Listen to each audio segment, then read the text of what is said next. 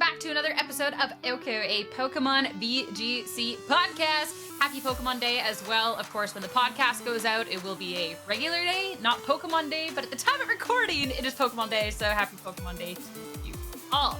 My name is Sierra Dawn, one of your hosts for today, of course, joined here by my co-host, Joe Brown. We're not joined by a special guest today, but that's because we have a lot of news to be talking about with the fact that we did have the Pokemon Presents and even stuff in our competitive world we have to chat about. Yeah, hello everybody. Hello Sierra. Yeah, we don't need a guest today because we're Pikachu got us covered in this one with the presentation. So yeah, we'll definitely talk about because it wasn't a long presentation. I think it was only 12 minutes or something. So we'll talk about all the things that came up during the Pokemon Presents and then those other VGC topics that I actually forgot we had some VGC news going into this week that you reminded me of. So we should have a full slate of an OHKO episode today. Should be fun. But before we start, Sierra, I just have to ask, how are you doing? I think a lot of people on the internet are also interested in your well-being. We have a new emote in the OHKO Discord based off of your response this morning. So how is everything going with this new Legends announcement for you?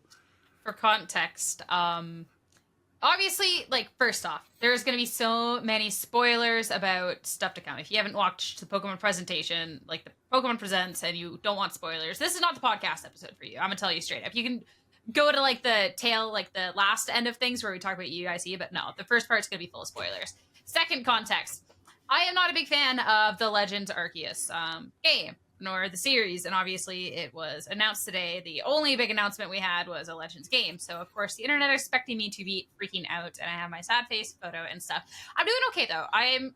There's a lot to unpack with the new Legends game, and we can get into that shortly, but I'm okay. We'll have to see once we get more about the game and once the game comes out, because maybe, we'll have a little meltdown then, but as it stands, there's the original, but I think it's more megas that I'm worried about. But we're getting ahead of ourselves. I mean, I'm on cloud 9 right now, Sierra. I don't even know how to express it. I am a big Gen 6 fan. I loved X and Y when I played it.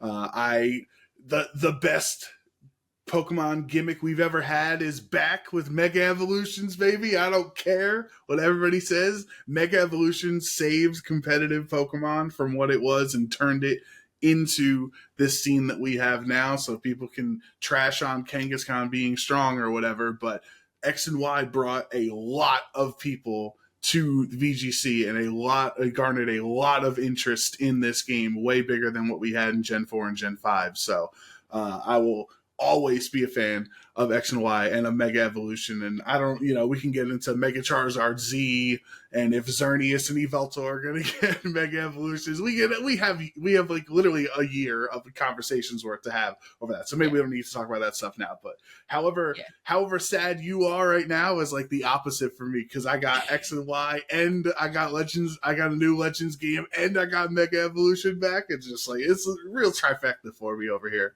It's been really interesting to see the different we'll dive all about Legends. Don't worry. But first off, I want to talk about kind of what we thought of the presents and kind of predictions and stuff going into it, because I feel there was a lot of mixed feelings, because obviously, first off, people love overhyping what's going to be done. There was a lot of speculation what was going to be going around, whether it was the new generation of Pokemon, Black and White remakes, obviously Legends something.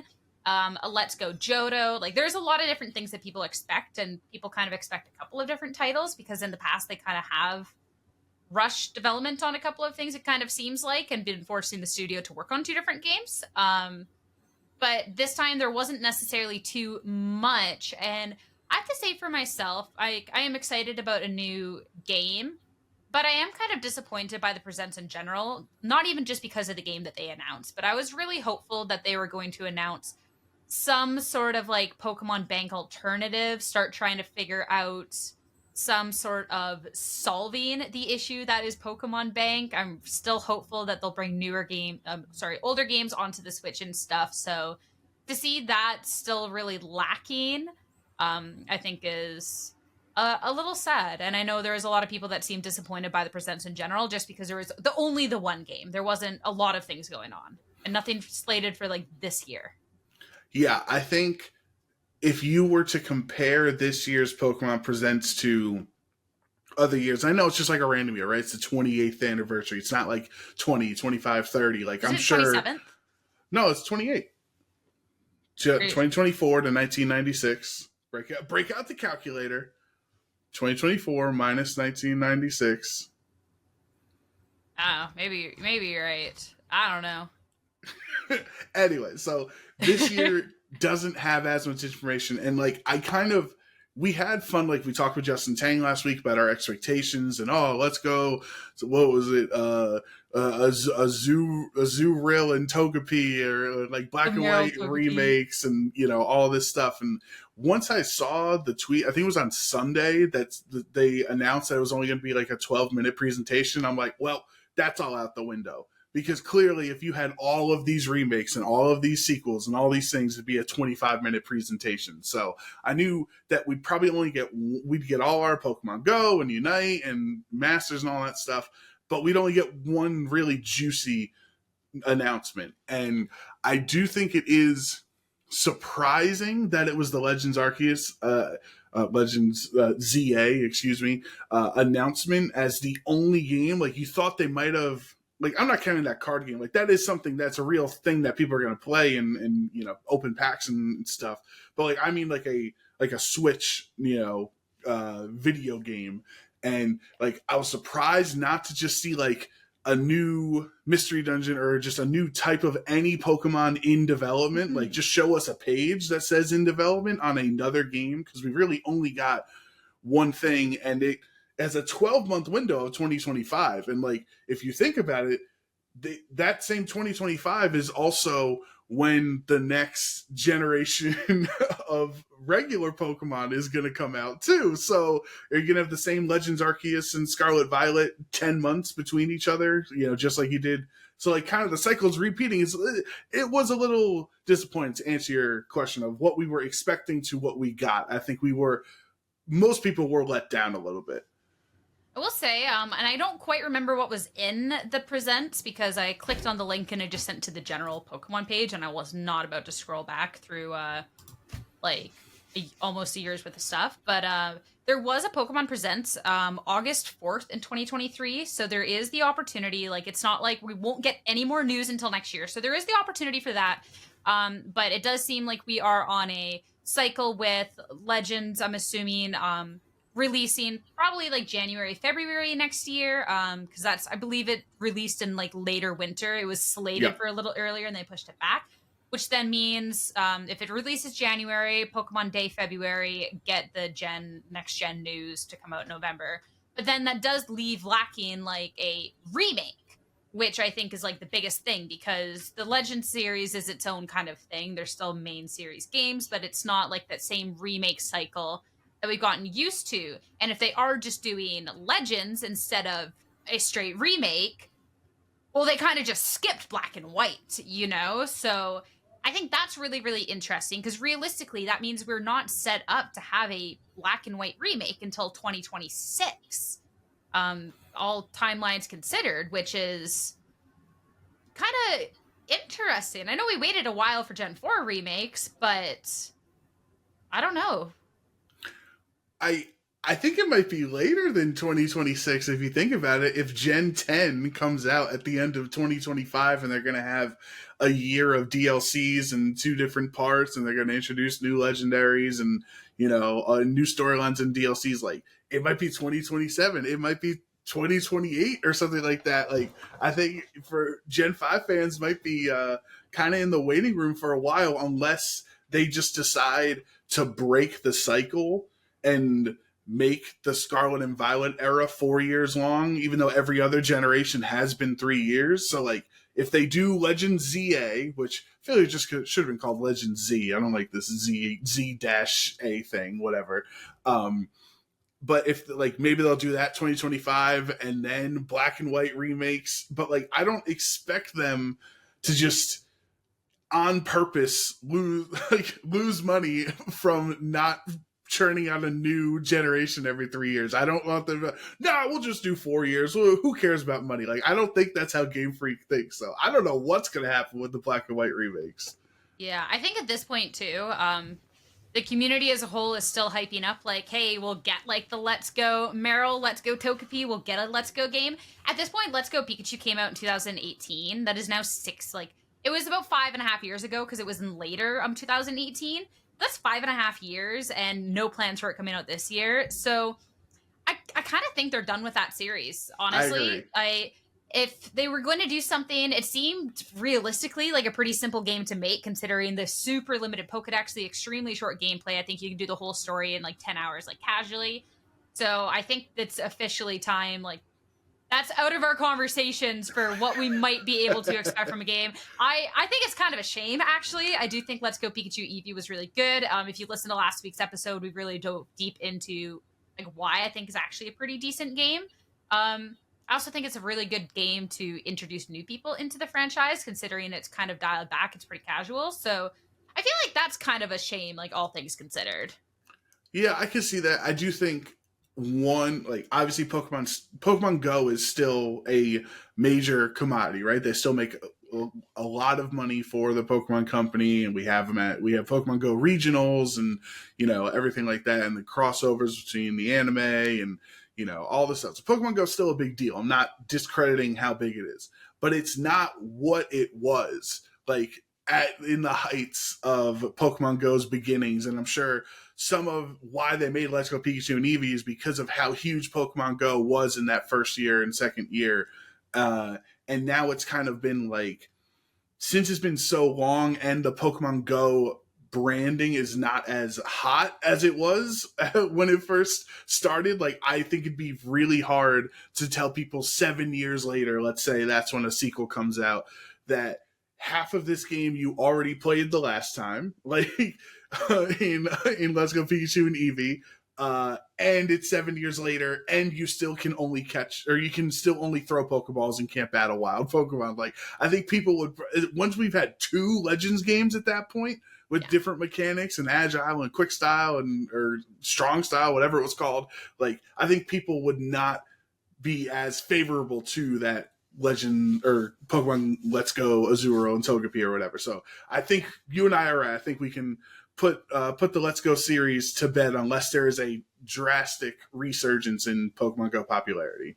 I think like the only chance the Let's Go series has is in August. They're like, LOL JK, we're about to release this in November. I think beyond that, the fact that they announced the 2025, which is the more hype like announcement, to be fair. So if they are splitting things, that would be how the split goes. But if they're announcing Legends Kalos, they have their 2025 game, and there's not been any talks of Let's Go, like I think the door is basically closed, and then in August it's officially locked. Like I don't see any hope for it beyond that. I do think what's funny though, like of all the Gen 5 truthers that are all bummed out and stuff about a remake today, I think Unova fans are actually winners today by not appearing in the broadcast, because they didn't have an awful chibi remake announced of their favorite generation. Like I think you got to take the W's where you can get them. As long as there is no footage of Chibi N and Chibi Skyla and all these other characters and a Chibi Ferris wheel and Chibi Zoroark, as long as there's no images of that, there is still hope for Unova fans that they can get an actual proper remake. So okay. I'd say today's it's a success because it's not a failure. Let's actually dive into this more, because I think this is actually the biggest takeaway for me from the Direct. After this, we can talk about Legends Kalos, but frequently there has been announcements of a couple of things of the same time, which then there has been so much talk about this. Everybody wants all the games at once, but there's also a lot of talks about games being unfinished. Obviously with BDSP, it was given to a different game studio because they were doing Scarlet and Violet as well as Legend Arceus at the same time, while still finishing up Sword and Shield. So they Game Freak is pretty small. Like, they were kind of split all different ways. So they gave the Gen 4 remakes to somebody else. They didn't go over well for a lot of the audience. There is some people who do really like it, but I just don't think it was necessarily like what I was looking for as a fan, and I don't think I'm alone on that. I know people were disappointed about a lot being left out of today's announcement, but realistically, if they are trying to have a 2026 release of the next generation, Pokemon's working on that now. Like, Game Freak's working on that now. That is already going to be a chunk of their staff that's dedicated to the next game. The games take years. Even just them not talking about it doesn't mean it's not happening. They're already dedicated to that. There is also a different part of the studio that is dedicated now to Legends Kalos. They've already shown they only have the capacity to do 2 games at once. So realistically, I don't really see how people thought this was going to go any other way. It would have been cool to get the news, but it is a good thing that they didn't, like you said, like it's a good thing we didn't see anything about a Gen 5. They can't split the studio 3 ways, and it would have been giving it up to somebody else. So I do like that this is kind of like hopefully the precedent going on forward. Like, they're still going to be taking a year with this next game. It's going to be 2 years for the next one. And that should hopefully then fix a little bit of the issue about people talking about these games being unfinished, which is my biggest hope.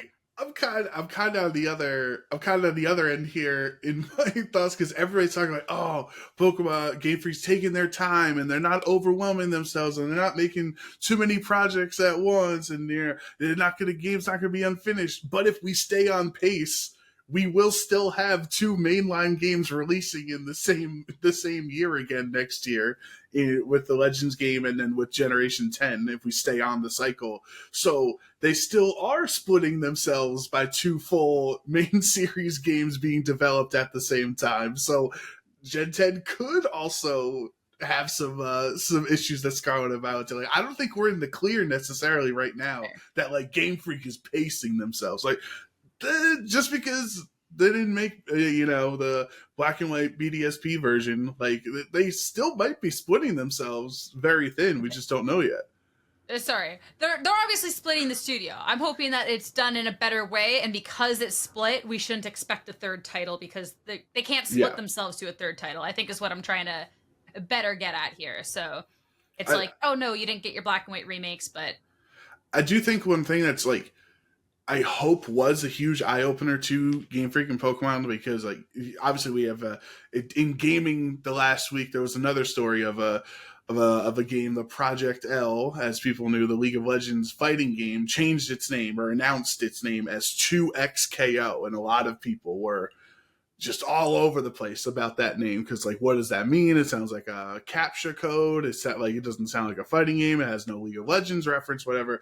And like, I do think from what we saw online, like the naming was actively harmful to the branding of the game, because people are more upset at the name than they are about excited at the game. And the whole marketing announcement is, we are officially announcing our game is real with a name and giving you the window of 2025 that it will be playable. And everything was about how bad the name was. And if we can translate that to Pokemon and the marketing, I do think BDSP was actively harmful to the Pokemon brand, because the game is not what they want. They want a full-fledged remake like the other generations, and you got a chibi version of Diamond and Pearl instead of Platinum, so you didn't fix any of the Gen 4 issues. It was glitchy beyond belief when the game first came out. There were many speed runs and people just showing like how to corrupt this save file, and 5 minutes in, go on this Magikarp and make it all the way up, glitch all the way up the mountain, and like all of these things. So it was really bad in that sense. And the other thing of Studio Ilka is the one that made it, and Studio Ilka made Pokemon Home, and BDSP had no Pokemon Home connection and crossover. It's like, it was actively a really rough time for Pokemon. And yes, it was COVID, and yes, it was a side studio and all these things. But I do think maybe Game Freak was like, let's slow down. Let's not just have a game. Let's just not have a remake for the sake of it, because it's hurting our brand, and we can't have 2 bad remakes in a row if you had BDSP and then like a rushed Gen 5. So I think that is good news for you, Gen 5, for you Unova fans out there, that like your remake, whenever it comes, could be 5 years from now, could be next year, I don't know. Whenever your remake comes, it is going to be better than the last one we just got. The thing is, too, is I think it was kind of like a learning moment, because it's weird, because simultaneously people want it to be like the old Pokemon games, while also wanting new innovation. Pokemon does something and it's like, oh, but this was the better gen. People look back and they're like, Black and White was the peak of Pokemon. Diamond and Pearl, Platinum's particular was the peak of Pokemon. And they're talking about the games played out how they were, right? So then, realistically, a one-for-one remake of the game should, if people actually like how things were, should have been decent. Obviously, there's the bugs and etc., and it just didn't look like necessarily it. But there was also a lot of talk about they didn't add anything. They didn't bring anything to the front. You can literally just play the older games. It's actually better to play the older games. It's just like a lack of being able to do that. But the conversation is like, oh, we want new Pokemon to be like old Pokemon. So then obviously they released that. Yes, there was a lot of talk about like the glitchiness and like graphics and stuff, but realistically there's a lot of conversation. They didn't add anything. And when they got Legends Arceus and stuff, and they even in like with differing opinions about Legends Arceus because it changes so much, people like the innovation, and it's still being hailed as like obviously I don't agree with this take, but it's hailed as one of the better Pokemon games because it is so new. And with those games coming out nearly the same time, I think it was like a real big like, okay, what do people actually want? Because people were saying both things before, and now it's actually like, okay, no, we like this direction. We can continue that with Scarlet and Violet. We can continue on this Legend series and like kind of innovate that way in the Pokemon world. So I think with even that in mind, that BDSP was like valuable in that sense. But if they're not actually innovating or recreating Black and White in a good way, there's actually no point to the remake. Like, you might want one, but like, do you really? No, you want it done better. So yes, exactly, right. I think I'd rather still be in the Sinnoh waiting room than what we got with BDSP, because like obviously we don't have to go chapter and verse over everything wrong with the game and stuff, but like for the Unova games, you mentioned how Legends Arceus was it was innovative, and it was like kind of a new perspective, a new spin on Pokemon. And Black and White, to a lot of people, was also that. They kind of did a hard reset back to 150 Pokemon Pokedex, and Black and White was like kind of a spiritual restarting of the Pokemon series and how they made the games and stuff. And that's why, so that influence, or that that innovative design that Black and White, and then like the first time we had a sequel instead of a remake, right, with Black and White 2, like that generation, to a lot of people, I guess it fills that same innovation like I guess expectation that Pokemon fans have. So that's why I would imagine there is probably a good crossover between the Legends Arceus fan base and the Black and White fan base, because both of those mainline times or eras within Game Freak's development era, like, or timeline, I should say, were focused on innovation and recreating the Pokemon gameplay instead of just doing the same thing. So we don't have gameplay of Legends Arceus, so we don't know if it's going to be the same, or sorry, of Legends ZA, so we don't know if it's going to be more like Arceus, or is it going to be like Scarlet and Violet but improved? Are we going to be able to dodge roll? Or are we still throwing the whatever the bean bags or whatever at at Pokemon? Like, you know, are we in the future? We're just still throwing bags and stuff at wild Pokemon. I don't know. Real quick before we get too far quick into that chat, I will say, and I said at the beginning of the episode, I said all the time, you know what would really fix the issue of people asking for remakes?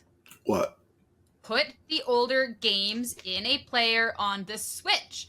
The issue with why people want these remakes as well, obviously if they can innovate and do newer things, thinking like Pokemon Gold, Silver, Crystal into Soul, Silver, Heart, Gold, fantastic remake.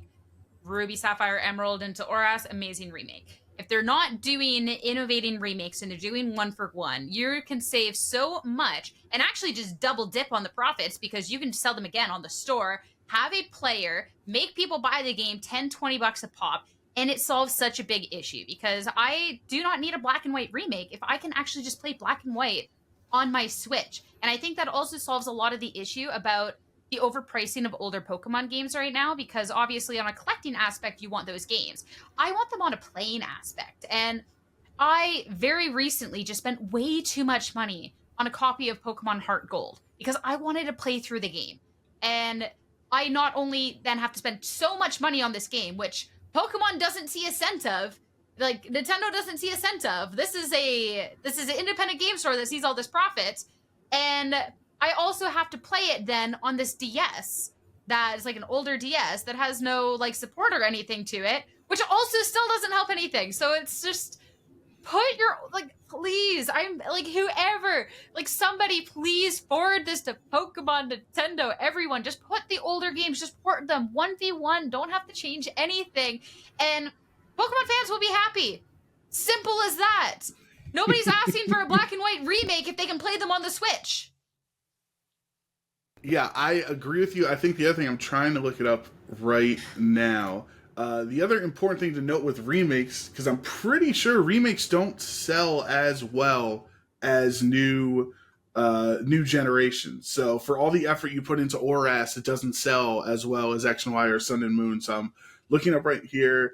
This is as of September of 2023, units sold. So the top sales are Red, Blue, and Green, Sword and Shield 2, Scarlet and Violet 3, Gold and Silver 4, Diamond and Pearl 5, X and Y 6, Sun and Moon 7, Ruby and Sapphire 8, Black and White 9. Then you have Let's Go Pikachu Eevee, Legends Arceus, BDSP, Yellow, ORAS, Heart Gold, Soul Silver, Ultra Sun, Ultra Moon, drastically under.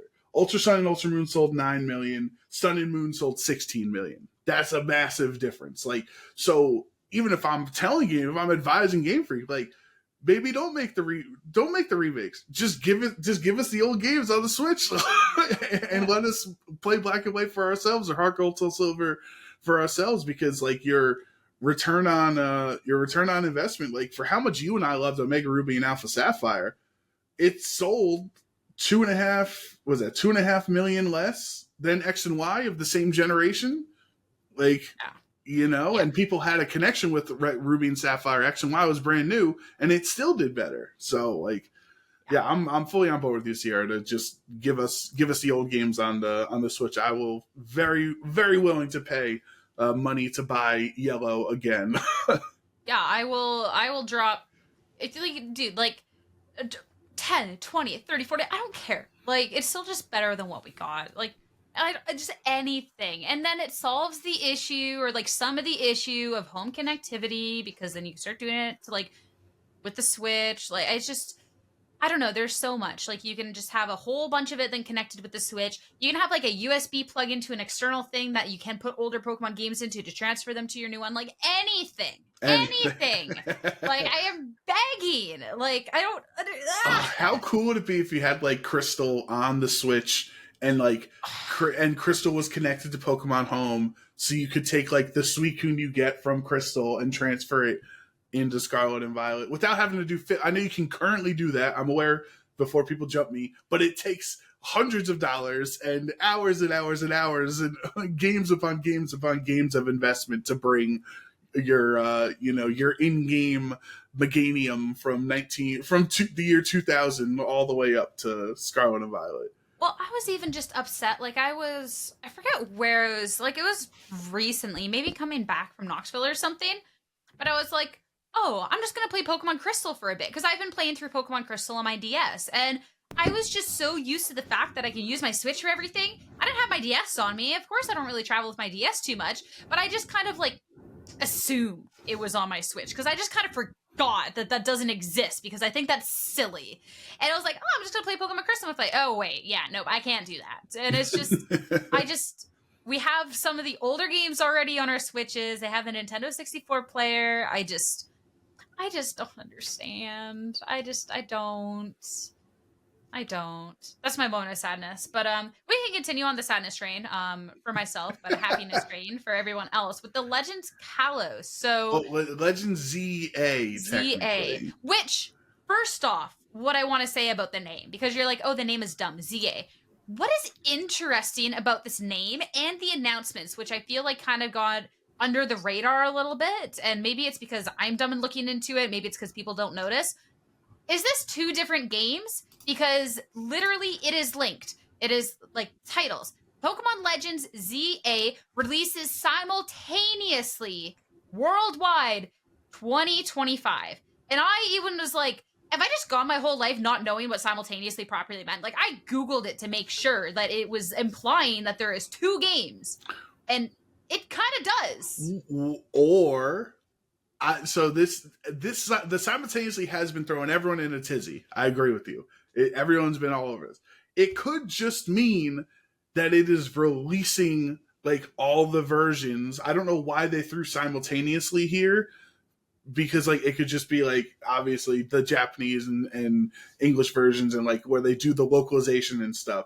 So like that, when I read releasing simultaneously worldwide, I just thought that meant like releasing for everyone at the same time. But all Pokemon games since X and Y have released worldwide at the same time.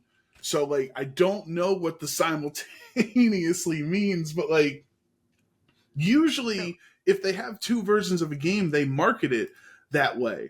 Like one would be Legend ZA, and then they'd have another logo that's AZ or something like that. Like, so for them to only have one logo makes, I don't think it's 2 different games. I'm just very confused why they added this simultaneously when they don't usually use that word.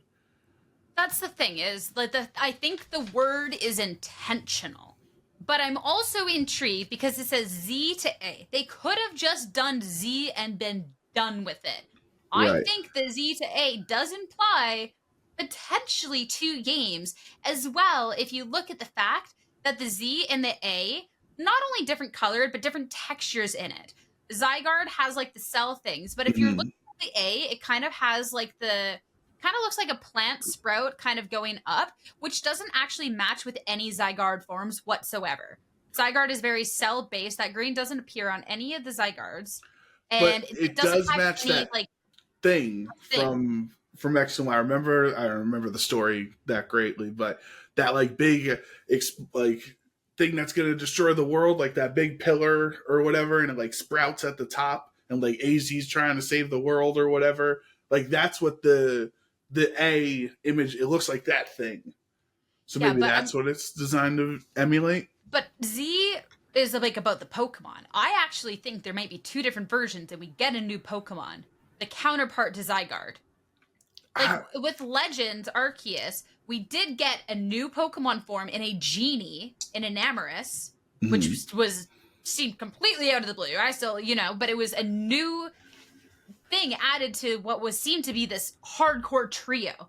And then they also did different forms for Dialga and Palkia. So realistically, I do think that there is like the potential that there is the 2 different versions, considering the very intentional use of simultaneously. It's not just a mistitle. It is in the videos. It is in like the actual presents simultaneously. But it could then also represent like a counterpart or some other Pokemon, considering the very different textures on that Z and that A. I don't know. If I was a gambling man, I would not bet that there are 2 different games, because this would be the first time ever in 28 years that Pokemon has announced a 2-version game without announcing both versions of it. Because even when you had the old what were the 2 mystery dungeons that came out at like the same time with the Divergent thing, like even those were together, and every single generation is announced together. So like I don't think it'd be like a solid marketing move to just announce one version of 2 games and then like in August announce that there's a second version. I think that'd be kind of like a weird marketing decision on their end. What I think the ZA thing is, I think we might be going through time here, because like AZ's whole thing was he had the Floette from 3,000 years ago and the Great War, but then it looks like they're trying to redevelopment project, right? Yeah. A redevelopment plan, urban redevelopment plan of Lumio City. So like, are we going through time, or is this like, that's what I thought the ZA, because like you're like usually you would go A through Z, right? So like having it be ZA would imply that like we're doing something different, if that makes sense. Yeah, I feel like, well, that's where I still think like it could do 2 different games, one with like older, one with newer. I think it's still Z to A because of the fact it's XYZ. They never did a Pokemon Z. They were supposed to. They didn't. They're expanding. That's why we're getting this now. But I don't know. They didn't show us any gameplay. They didn't show us anything with Zygarde. They didn't show so much. So I actually don't think it's necessary for their marketing plan to showcase that there's 2 games right now, because they didn't actually really show us much. I think that they can then, especially if they do something like one's a little bit more past-based, one's a little more future-based, or like something, that they can then, in like August or whatever, just be like, bam! Especially too with all of like, they're talking about how, I said in the video, like, oh, this is like I forget the word, but essentially like this is like a big, like they're really putting the effort into this. It's brand new, but it's like, then why is it like all this if you're recopying an old format? I think it only makes sense if it's like this whole like, I think it was like this ambitious, or it might have been the word, I forget what, but like they were very like keen on it too, that this was an ambitious game, like this was a big game, which then kind of reaffirms to me that it is 2, but maybe it is finally going to be 2 versions that are very different, because the most differing versions we ever got of something to this date, I think, has been Ruby Sapphire, and Oras, because different villains, different kind of like how the plot goes down. Nothing else has been different, so I could really see that there is the potential of them making this that game where they do that. Yeah, I'm not sure. I guess I'd have to see more to be convinced on it, but like I'm 100% with you that Xerneas and Yveltal are getting new forms, because if Dialga and Palkia got new forms in the Legends game, like we also don't have, remember, we don't have those are some of the restricted Pokemon that are currently not on the Switch, Xerneas and Yveltal and Zygarde.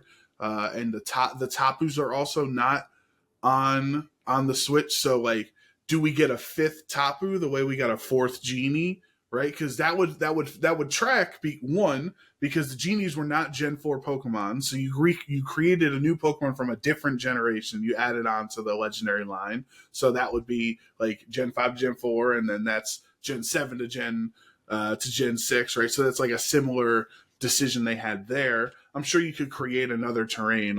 We have 18 types, right? You could figure out a way to make a rock terrain or something like that, like something that just sets Stealth Rockers on. It may be busted, but so like that could be a possibility as to why some of these Pokemon that are currently not on the Switch, like maybe it's because they're going to be saved for this game, and then that's how you can bring them into Pokemon Home and then use them in Pokemon Scarlet. I'm not sure.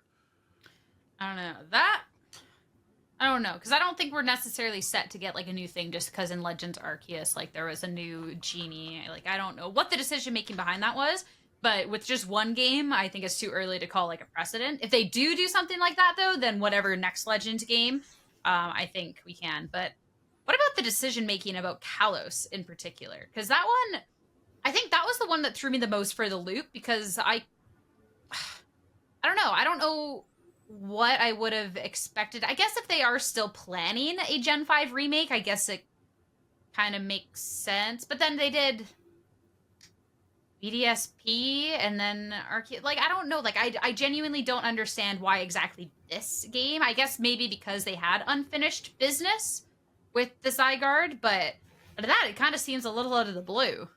Yeah, I think it's definitely a bold strategy of them to just like have a Kalos based game, but it could be like it could be a story based thing, right? They never finished the X and Y story, and obviously there was a lot of relevance in X and Y to the main series timeline, because it kind of made a separate timeline, because we have Omega Ruby and Alpha Sapphire that have megas, but Ruby and Sapphire don't. So now we have two main timelines where like things. I'm sure you've seen the photo, or people listening have seen the photo about how the two timelines are mapped out in Pokemon right now. So it's significant to Pokemon's universe, the same way that Legends Arceus was significant to Pokemon's timeline, because Arceus is obviously important. So you have plot significance there. The other way is it could have been a practical thing of choosing Lumio City as the base. When you see the whole game is that circle is Lumio City, so they wanted to choose a location, and like, well, we can't have a whole game based off of Celadon City or based off of Ecruteak City or something, right? So Lumiose does give them the ability to expand a massive city that is essentially Paris, right? To be able to include an entire project there. There's also the rumor, Sierra, that like I know a circle is a circle, so I'm not going to say just because Area Zero is a circle and Lumiose City is a circle they're connected. That's ridiculous. No, but there is the chance that you can have like you can tie in the Scarlet and Violet world to this ZA Legends world, and like, does that pillar that like explodes, like, does that transfer to Area Zero? Are we gonna have Mega Fluttermane or like Mega Great Tusk or something like that? Mega Iron Jugulus? Like, are they gonna combine? There's so much that can happen right now that like speculating sounds silly, but like these are some of the fun parts about being a Pokemon fan. Is like these times where you're trying to figure out what's going to happen. Like, they're some of the most fun times. So, okay, this is where I'm going to jump into thoughts. Not even, like, related to the whole fact thing that it's a Legends game. I was infinitely more excited about the prospect of this game, because as much as I talk about not liking Legends, I don't like the current gameplay loop. I didn't necessarily like the game. I haven't written off the series as a whole. I am intrigued on what it could be. There is a strong possibility I might not like the game when it comes out if it continues the same loop.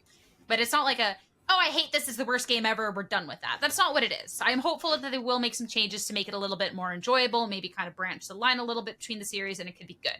I do, however, have really strong feelings about the fact that the entire thing is based in Lumoy City. When I was like, Kalos, like, yo, Kalos was a dope region. Like, Kalos was cool. Lumoy City was cool, don't get me wrong. But the whole game set in just that city, I feel like it'll be very interesting to see how they develop that and create it. Because offhand, I am just thinking it's going to be bland, repetitive, boring. If you're just going up and down these streets, you're going in these houses. Like, I don't necessarily see how that's going to be turning out to be a good Pokemon game, especially when you contrast it to Legends Arceus, to where I think the world was a little lifeless. I think it was a little bland, but you got to explore.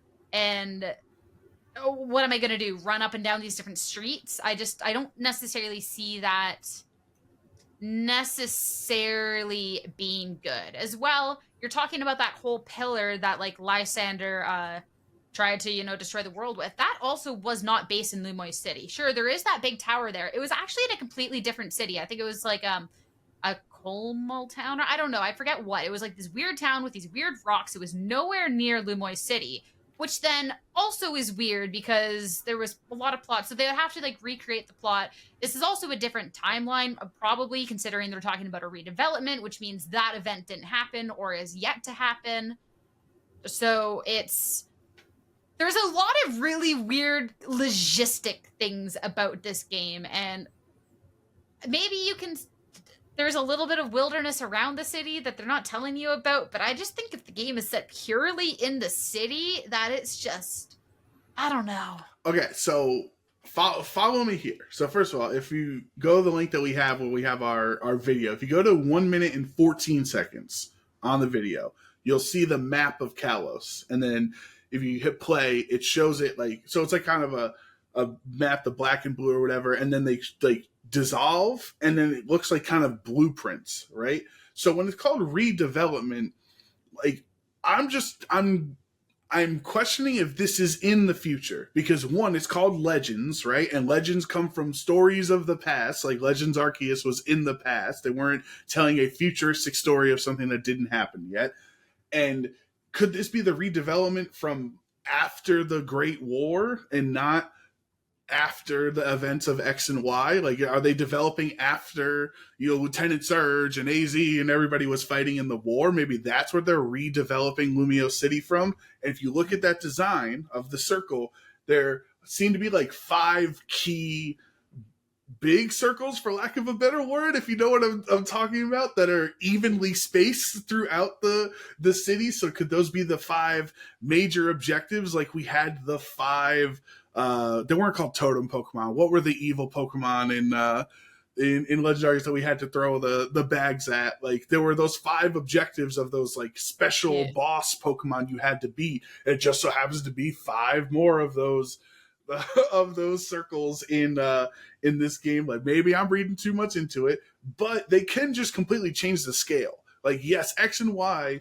Lumiose City was like, it was great. I think it was one of the best cities. It was tough to get around, but like a real city, like it's a lot of different streets and whatever, but like it was good for the 3DS scale. But imagine the size of Lumiose City if it was on the Switch, how much bigger it'd be. So maybe we think of Lumiose City as just a city that you put your coin under your 3DS to hatch eggs or whatever around it, and it's not that big. But they could recreate it and make it a much more massive scale on the Switch version of it. So I'm not sold on it being in the future. Like I don't know what's going on, Sierra.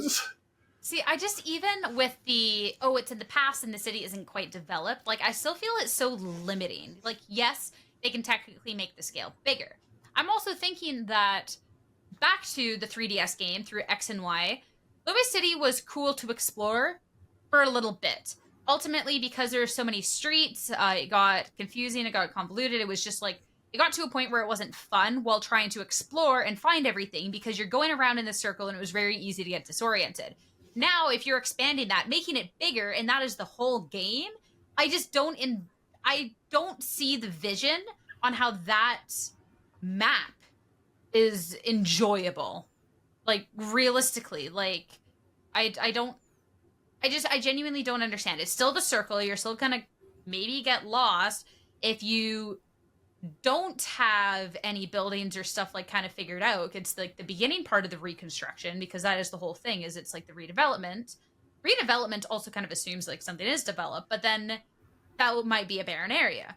But then if it's already developed, then it's just going to be streets and houses. So I just don't see it. Like, I'd love for someone to just try and share like something that I can maybe see this being a good map and a good game, but I cannot for the life of me grasp how they could be good. I do wonder how they're going to do different terrains in different areas, right? Because like there's always a sandy area, so you put the rock Pokemon there. There's always the water and the oceans and stuff for the water Pokemon, and there's always a grasslands for the Route 1 birds and things. So if you have all of that in a city with none of that, like you can't have like 25th Street is just a sandstorm all day long. You know what I mean? So how are you gonna have the different? How are you supposed to catch the legendaries? Yveltal just takes a nice little scroll into town to get a coffee. Like, what happens with this, right? Like, you think, the more I think about it, the more ridiculous this sounds. But I want to see if they can pull it off. I think it could be a unique like design. I don't want to say like hindrance for them, but like it's a design philosophy to like just contract and be like, we can't make it as expansive as we want. We can't just put a town here and a town here and make this map. Like, if they're trying to make it within the confines of this, I think sometimes the creativity can be enhanced by limitations, right? So there might be creative ways they get around having a sandstorm area or a hot area or a water area. Like, there could be a public pool and Gyarados is chilling in there. I don't know. I'm not a designer. So I'm just saying, like, the limitation of being just in the city might actually be an interesting creative hook and might be a creative thing of them developing new ideas. I just feel like it just hits a wall at some point. Like, you'll eventually will if you run in a straight line for more than 3 seconds, you know? I'm curious. Do you think we're going to get past, like, a distant relative of, like, Professor Sycamore and stuff like we did in Arceus? And I don't... Man, like, I know I didn't finish Legends Arceus, but the whole, like, these people are connected and this, and then this person's actually from like the future, and this, I just like, yo, I don't get it anymore. Like, I play Pokemon to go LOL press flamethrower. Oh no, like Team Magma's like yo, let's set the earth on fire with our Groudon. And you just go, okay, well, I'm going to collect Earthquake now through your stuff because you have fire Pokemon. And like, that's it. Like, Legends Arceus just kind of, that was a little much for me. Like, that was the complicated lore story that I'm into is Valorant. Beyond that, I don't care. I want a good story, but like, if you're like, oh, all these people are related, haha, I just don't get it anymore. I'm over it. Wow, Sierra's giving up on the Pokemon plot. She's had enough. Yeah, like, I don't know. Like, I think this is where, like, as well, where people get like upset with like my Twitter takes, but there's a level of innovation that I like, and I'm always gonna like want to see that innovation and see more, because obviously, like, they haven't figured out the 100% perfect thing. They've got a lot of really good products, but it's never 100% perfect. I am more than okay with the innovating. I also think it's okay to appreciate the older games and the older formula for what it is, and to like the more simplistic parts of Pokemon. Even when like playing through ORAS and X and Y, like, I liked, like, there was a lot to the game while also not being a lot to the game. I was okay with that, So I like that, which then makes sense when there's a game like Legends Arceus, why I don't necessarily like it as much.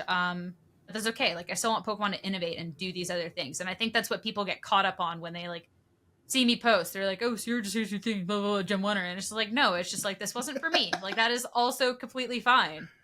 Yeah, I think you have a complex take, a complex stance on the situation, which I can appreciate, even if we disagree on the Legends series. Like, I can understand your take on it. But what I do wonder is if you're in the same world as a friend of the podcast, Wolf Glick, who is terrified of the 25%, I think it's a 25% scenario, that if they follow the same formula of Legends Arceus had 3 starters that were not from Sinnoh to give them the new forms, there's like a 25% chance that Litten is chosen as the starter and Mega Evolution's back. Are we getting Mega Incineroar? Can we talk about Megas? Because I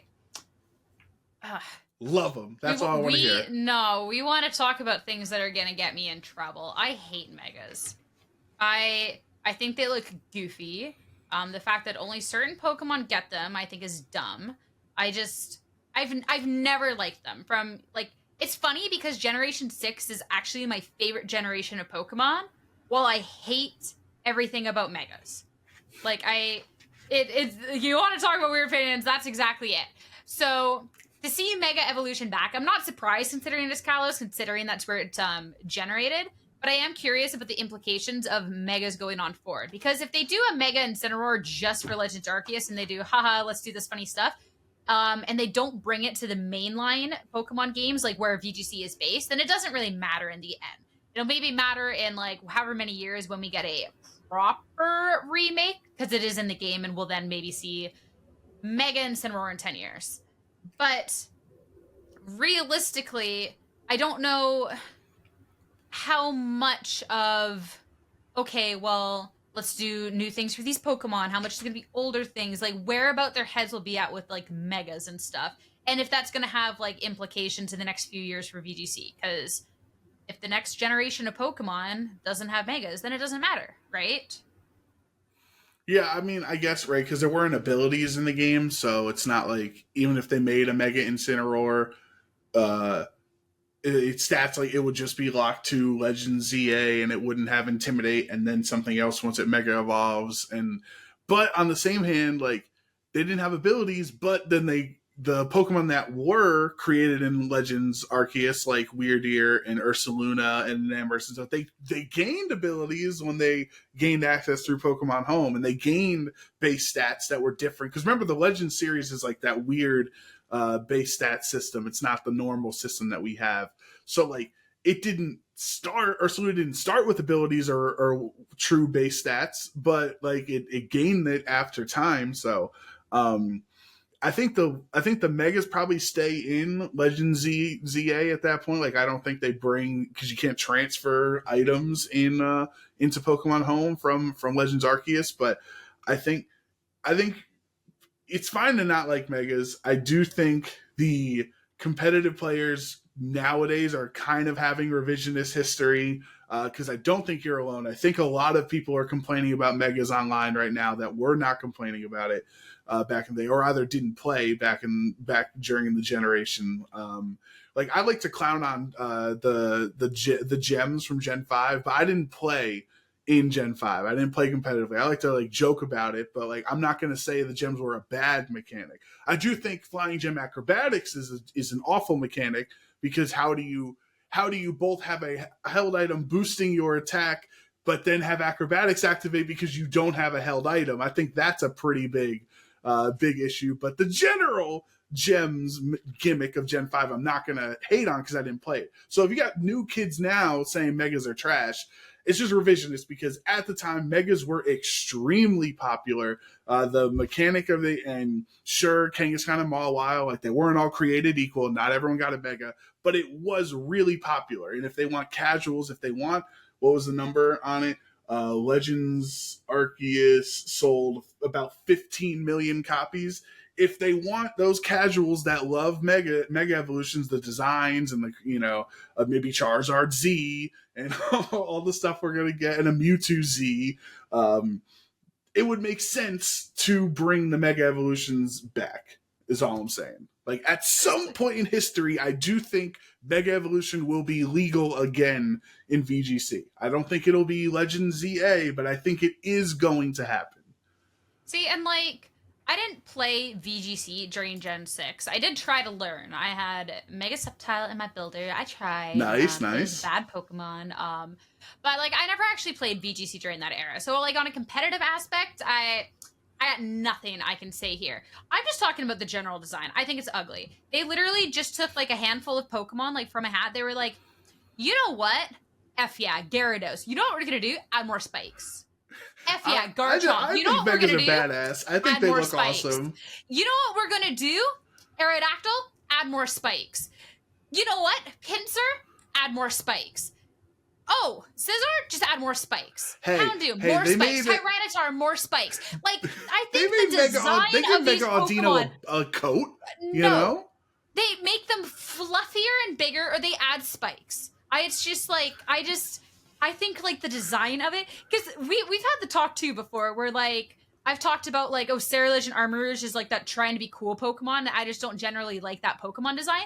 That is all Megas are. They're like, Garchomp, put more spikes on it. You know, there is a 10-year-old boy out here that's gonna love this design. And that's, yeah, I think that's like all what Megas are for like a certain handful of Pokemon. So it's just like, I didn't like the aesthetic aspect of any of it. I never have liked it. In terms of actual VGC competitive gameplay, I have absolutely no leg to stand on. I don't know anything about it. A Abomasnow, add more spikes. Are you not a fan of Mega Ampharos's luscious locks? I feel like it like looks cool enough, but it was unnecessary. I think Megas look awesome. I look at every single one of these, and I'm just like, Mega Altaria looks awesome. Mega Gardevoir, Mega Mawile. Enough to them at this point, but like, God, Absol? Oh, just make it fluffier. You know what? Also add another spike. Like, they're just, I don't know. They're unoriginal and kind of boring.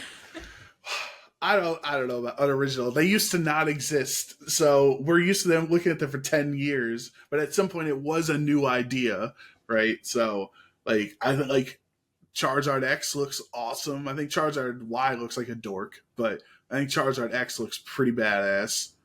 Charizard X, ooh, you added more flames. But they also made him his shiny color as the base form. They made him black. Also more spikes. You can look at like 75% of the Pokemon in this list, and you can just be like, oh yeah, they added another spike somewhere, or made a spike bigger. Majority of the Pokemon on that list is crazy. I'm looking at the Bulbapedia right now. It is actually comical, because I didn't think when I started listing off spiky Pokemon that I was going to list everything on this thing. But yeah, no, majority of them you can. Oh, and wait, and that was only X and Y. We didn't even get to Aura S. You know what they did? Beedrill, more spikes. Slowbro, more spikes. I wouldn't say Beedrill's more spikes. He just has one really big spike. Sharpedo, you know what they did? They just added a huge spike to his nose with more spikes coming out of it. It's crazy. And then they didn't give Lopunny Lately, spikes. They gave her another ripped spike leggings. coming out of its forehead. This is like it's absurd. It's absurd. I'm telling you. I don't know. I think megas are awesome. I think I like going back to the jokes about Dragonite. Right? We bring that back. You can't have a Mega Dragonite because the held items have ite at the end. So maybe people finally get justice for Flygon. Have you ever considered that? You stop being so selfish for once and just give some justice and give Flygon the Mega evolution he deserves? Just add a couple spikes and you know that you have your Mega right there. I'm not complaining. People want Mega Flygon, Mega Milotic. What were some other popular ones back in the day that people, obviously Dragonite, but you can't, as I said, can't have Dragonite as the held item. So like our game mechanic right now is called terrestrialization. Like, I think we're fine with having weird words. Dragonite, like, I don't care. I 100% think of all the Gen 1 Pokemon that they gave Mega Evolutions, I think 100% they did not give Dragonite one because of the name issue. No, they didn't give them one because they only gave, like, 2 Pokemon. They, like, went around and they were like, what's your favorite Pokemon to a couple interns? And they're like, cool. That's done. That's the Pokemon that's getting a Mega. And then that's it. They only did it for like a handful of people. Like it's there's like nothing there. They gave Kangaskhan a Mega. The Kangaskhan had no like Pokemon relevance ever. So like that's how much love they gave Gen 1 Pokemon. A lot of the Megas were from Gen 1. That was the easiest and like I have to say actually probably the best design, but that was like the easiest gimme. Oh wait, this Pokemon Mega carries Mawile baby Pokemon around. Mega Let's just make the Mega baby Lucario grow up. Are the coolest design. Megas. You're crazy. Nah. I don't know. But yeah, regardless, Megas I think will be strictly a Legends Kalos thing, a Legends XY, ZA. Legends ZA thing. We got there. Realistically, the next generation of Pokemon, unless they do want to do like the 180 and just be like, Megas are back here, but I feel like there's a higher chance of terrestrialization sticking around for longer than it is for Megas, unless they really did not want to double up in a mechanic in like the same like back to back, even though they did it with X and Y and Oras, and they actually do just pull the 180 and do Megas, but I don't know, like there is the possibility. Well, because it's weird because, they could keep like let's say Gen 10 exists, Pokemon add blah blah blah and blah blah blah, and they could keep terrestrialization in Gen 10 the way that Megas were in Sun and Moon, even though you had the Z crystals as the gimmick of Gen 7, but you still had the Mega held items. Like I think it was like at the Battle Factory or whatever, like you just buy them for 50 BP. So it still existed, and then in 2018, 2019, you had Mega Evolution. So maybe the first year of Generation 10 will be whatever the new gimmick is, and then the following years of the generation, like, terrestrialization exists in this region, the way that Mega Stones happen to just exist in the Sun and Moon region. So can we agree that terrestrialization and Megas can't exist in the same era? Yeah, like, that'd be kind of busted. That's a little much. Terra Ghost Mega Kangaskhan? And then you lose Scrappy because you get parental bonds, so like you can't even hit it in the mirror because you only run normal and fighting attacks. So that'd be kind of crazy. No thanks. I'd be down for like... Am I crazy for not wanting terrestrialization to be a forever mechanic like everybody else wants? Like, I kind of want it to just be Scarlet and Violet. Like, I don't want every Pokemon to be able to change to any type it wants for the rest of, like, VGC history. Like, I wanted just this era to be terrestrialization. I'd like something else in the future. Am I wrong? I don't think you're wrong. I think for myself, it's if the mechanic is better. I think realistically, as cool as it would be to have a generation without a mechanic, I think we're too far like down the hole right now. I think there will always be some sort of gimmick. If it is a better gimmick than terrestrialization, or one that's at least on par, I'm okay. But if they're just going to take terrestrialization away and add something that is just absolutely garbage, then I would rather stick with terrestrialization. I don't want it around forever, and I don't want it to exist in eras where we have other mechanics. So it's like, let's say we don't have Megas back with the next generation of Pokemon, but then maybe in whatever, like 2028, we do have Megas back. Terrestrialization stops there. I don't want it to continue into eras where there is other things, because I think having this goes for every single type of different gimmick as well. Having a gimmick stick around consistently, I think, is boring and more hindering to the game than anything else. People that liked that mega era of Pokemon, I think it's good that you miss it, because then when it comes back, because realistically, probably eventually will, especially now, like with this news, you then get this mechanic back and you can still have fun with it because it's new and it's refreshed. If we had Megas ever since Megas came out until still now, everyone would hate it. Like, you can't have a mechanic stick around forever. So I don't think you're wrong in that whatsoever. I'd be down with it for another game cycle. I do think it is a good mechanic. I don't want to go off a translation to a bad mechanic, but I definitely would be disappointed if it is the forever mechanic. Yeah, I'm happy I'm not crazy, because I do talk to people and they're like, terrestrialization should be a forever part of competitive Pokemon. And I'm like no, it shouldn't. It warps certain things, right? It makes, like, if Dondozo wasn't able to terrestrialize, like, at the beginning, Series 1, Series 2, or whatever, like, it just fundamentally changes how the game is played. And you can say that's for better or for worse, but, like, it's just a lot. That's all, in my opinion. If I have to do another 20 years of Pokemon, and every year, every Pokemon can be all 18 types, it's almost like, I don't know, like, I like how Pokemon are designed, and, like, they are this fighting psychic type and they do this thing. I like having structure. That's why I said, like, when we had Alex Underhill on the pod, and, like, I talked about why I love 2018 so much, like, from a team building structure or perspective, I like structure. I had one Mega, one Z move, one Tapu on my team, like, you know what I mean? Like, I had one Amoonguss answer. I had, I like structure. And terrestrialization is inherently unstructured because all 6 of your Pokemon can become all 18 types to me. Yeah, I definitely, I can understand where you're coming from.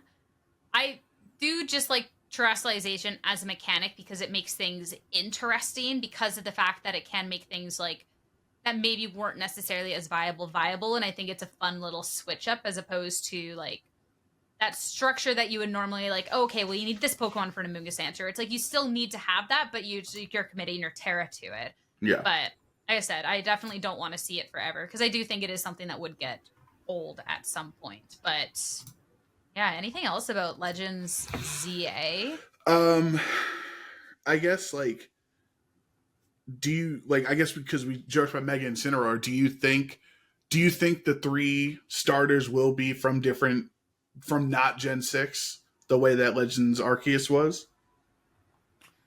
Like, is it going to be like Feraligatr and I don't know, Primarina, and I can't say Cyndaquil, water types, and then Litten. Oh, I did 2 water types. My bad. Yeah. Torterra. So, there you go. There you go. It'd be interesting. I like the groups of starters being together as that group of starters. I think it all depends on whether they are going to be doing forms, which I don't really see. I guess maybe they might. I don't know. We're also down the rabbit hole with different forms, right? So if they're doing different forms stuff. A Kalosian. Oh, God. I don't know what the region would be. I don't know. Right? Kaloian? And just cut, like, the S? I think you put the S. The region's called Kalos, right? Not Kalo. So I think it'd have to be like a Kalosian Excadrill or something like that. Yeah, I don't know. But yeah, if they're doing different forms for the final evolutions, I feel like the precedent is going to be they are from different places. I guess actually, too, if they even just cut that and they do Megas, like, that would mean no Gen 1, no Gen 6 get 3 different Pokemon have Megas. They could just give us... that probably is the most realistic. They could just give us the Gen 1 starters, since they already have Megas. So that saves on theirs. They're reintroducing something. There's no way they don't switch it up. I just say let's make a predict. Which Pokemon starters? Which do you think there's any chance one of the newer generation, like, you think Cinderace or Skeledirge have a chance, or are they only going to do old generation? Because you can't do Gen 1, you can't do Gen 6, and you can't do Gen 3, because Gen 1 and 3 have Megas already, and Gen 6 is from Kalos. I would say, I feel like all of the Gen 4 Pokemon actually I think are like gimmies for Mega Evolution. I think all of their designs you can easily add more spikes to and would be like designs. I think Infernape is a little too similar to Blaziken to where that would be X'd out. Torterra with Venusaur, that's it. So I could see like Mega Empoleon. Yeah. I think Empoleon's a safe bet. Yeah, for water. Empoleon, I would say probably a Mega Skeledirge. I feel like that. I think Cinderace cool. is probably more likely than Skeledirge if you're going to use a newer generation fire type, because Cinderace is pretty popular and Skeledirge, like people love Fuecoco, but Skeledirge is no Fuecoco, you know. We have why I don't think it would be from Galar is because we have the Gigantamax versions, which would probably actually be very similar design wise to where they would have a Mega. Obviously, like not on the grand scale of things, but still kind of like with those design choices. Yeah. To where I don't necessarily think that could be it. So I'd say Skeledirge, Empoleon, and I need a grass type. Probably like Superior. Maybe like Superior. Yeah. Yeah, and then that way they're all different. Guesses. They're different generations too, so that still tracks, you know. Yep, those are my 3. Yep, I'm locking it in. If the game comes out and it's those 3, like you heard it here, like. I would say, all right. So if we're gonna predict it, and everyone's gonna stamp it here, and we'll see it a year from now, I would say Empoleon, Cinderace, and it's tough. It's tough because I'm not a big water type starter guy. Just in general, like obviously I show respect to Blastoise, but I think it's probably Primarina. I think that's no. I said Empoleon. I'm dumb. What am I missing? Grass. Who am I missing? Grass. Okay, so I have Empoleon, Cinderace, and a grass type. What are my options? We don't have Decidueye. We don't have Venusaur. We don't have Chestnut. So it's got to be Superior or Torterra. I'm locking in Torterra. No, but then you can't because it's 2 Gen 4. Oh my god, this is the worst. The Empoleon. Okay, can't be Torterra. Who was Is the only option Superior? If it's not like, Gen 9? Technically, unless like I'm completely forgetting, Gen 6 didn't actually have Megas for their Pokemon. The only one that got a different form was this Ash Greninja in Gen 7. So technically, they could do a Kalos starter. But then that actually also just speaks to me that they might just stick with their 3 starters. I actually completely forgot about that. I was so used to like the first gen. So they could actually just stick with the original 3 starters. Mega Greninja? More spikes like actually on do Greninja? Megas for them. I'm down. Yo, Chestnut, so many spikes. Delphox, more flames. Greninja, more spikes. I like this.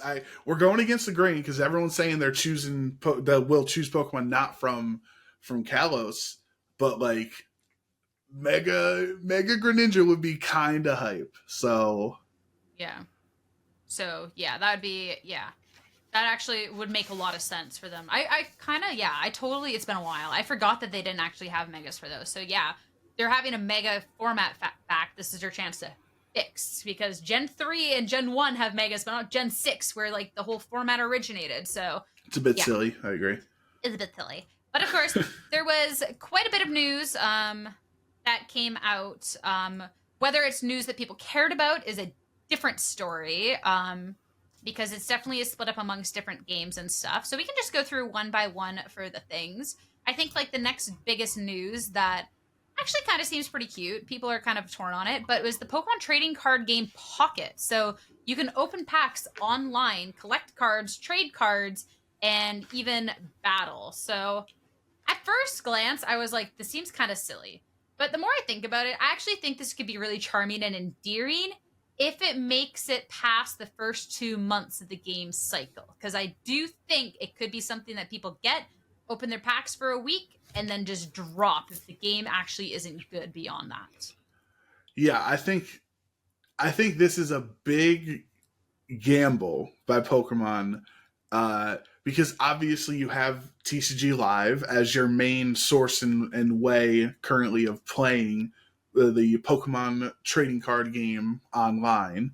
So like you're at first it felt like you were kind of like feeding into that audience. It's like, well, now you have 2 trading card game apps. And then it was like, oh no, you just open packs and trade with your friends of what cards you get and stuff. I was like, okay, so then it's kind of like Pokemon Go, but with TCG cards instead of catching Pokemon, because you just get a couple packs every day and you trade an Eevee for a Snorlax or whatever. But then when they showed the battle mechanic, that's where I got confused, because it's simplified. Like, I guess the board is smaller and then maybe the attack costs are different and all this stuff. So it's like, so you're gonna make like a kind of half measure battle system when TCG Live is already struggling. So like, you made a new battle system for your online card game instead of fixing the one that like you should be funneling all trading card game players to that app instead of this one. So if it was just Pokemon Go but card games or ripping packs, I'd be for it. But since it has battling in it, now I'm all over the place and kind of confused as to why it exists. My thoughts and hopes for it, because this one is like collaboration actually with creatures and stuff, and the same developers as Pokemon Masters, which I actually do think it's not my type of game. I do think it is a well-developed game, and they've obviously put a lot of love into it. My hope is they're testing this out, see how a version like on your phone that can also appeal to a casual audience, because I think the biggest issue with TCG Live is it doesn't necessarily appeal to a casual audience because it's quite a high barrier to entry. I think if they can kind of prove that the concept with a simpler version works, that they can then actually and show that it's actually good, it might actually show that, hey, maybe on the back end they need to develop a new system and can actually make an online client in conjunction with creatures and etc. that can actually link up with the phone version. I think this is more so a proof of concept. It has like it has the trading, it has the collecting, you have simplified battles, and if the battles work well and people are a fan of how this works out, I don't see why they can't actually expand that down the road. I think it's a lot. It can't just be like, oh, this is the new TCG Live right off the gate with this new Pocket client, because then they kill their own client that they only released like what, a year and a half ago, 2 years ago, which killed their previous client. Yeah, so they cannot do it right out the gate. But if they actually see that there is a lot of usage for this and it develops better, it could be a chance to put their online client into their own hands and monetize that in a way that is better for them, and actually also then directly correlates with the casual audience, because hey, if you're already opening your packs daily, oh, maybe I will try out competitive. Oh, this is pretty easy. Okay, maybe I'll try that next step. You know, it kind of feeds into it a bit more. Wait a sec here. I think I cracked the code. I think we gotta get Andrew Mahone on the horn, because what I'm thinking with this trading card game Pocket, because my thought is like, well, I need 4 Ultra Balls when I'm playing TCG, right? Like, so like if we have this simplified version, like, do I only get one Pokeball? Do I only get one Charmander, Charmeleon, Charizard? Like if I'm playing a fire deck, or do I have 4? Like if I'm playing 4 ofs, then I should just play TCG Live. But if this is all singleton, what if Pocket is where GLC can like thrive? Like you're just having one version of each card. And yeah, I guess the mechanics are simplified, so maybe it doesn't work that way. But like, I do think GLC is a very beginner-friendly format because it's simplified. Like, I only have water types in my deck, so if I use an Ultra Ball or a Nest Ball or whatever, I'm not looking at 10 different card types and different evolutions and whatever. Like, they're all water types. They all synergize together, right? I'm looking for the same energy. So, like, what did we just crack the code? Somebody get Game Freak on the horn right now and make GLC like the official way to play TCG Pocket. I think it'd be interesting. I am intrigued with what they mean by like a simplified game. I do think that is a thing. I do think you can get doubles of cards in the game, considering there is trading. I don't see why you'd only get singles. But I would not be opposed to that. I think if they're already going to be promoting different formats within their game, it could be, and like they have like, I don't know if it's like they've done it on an official level, but like even like at events like with TOs, they have promoted the GLC. So I don't like, maybe it's like we can't because someone else, but like I would be very interested if they could actually like figure out how to like kind of incorporate that a little bit more and have that, because that's obviously very like popular for the game, right? So Yeah.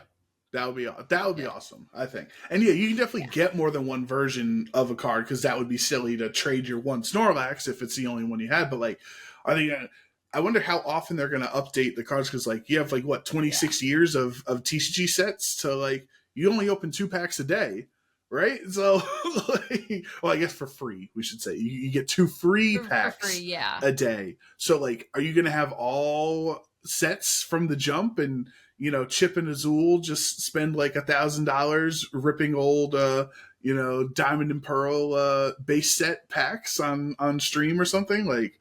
I'd imagine there's going to be a monetary aspect to it. That makes sense. You get your 2 frees. There also could be like potential dailies linked up with the gameplay, like win a game, get a pack, win 5, get a pack, like type thing, to kind of promote that a little bit more. Because I do actually genuinely believe like this is a feeder, because if it's not a feeder, I don't see the game lasting. I don't think a simplified game version that you have to be collecting cards for is going to be viable for more than a couple of years, just because of the fact, like, what are you doing? They're virtual cards that don't mean anything, and you can't play standard format on.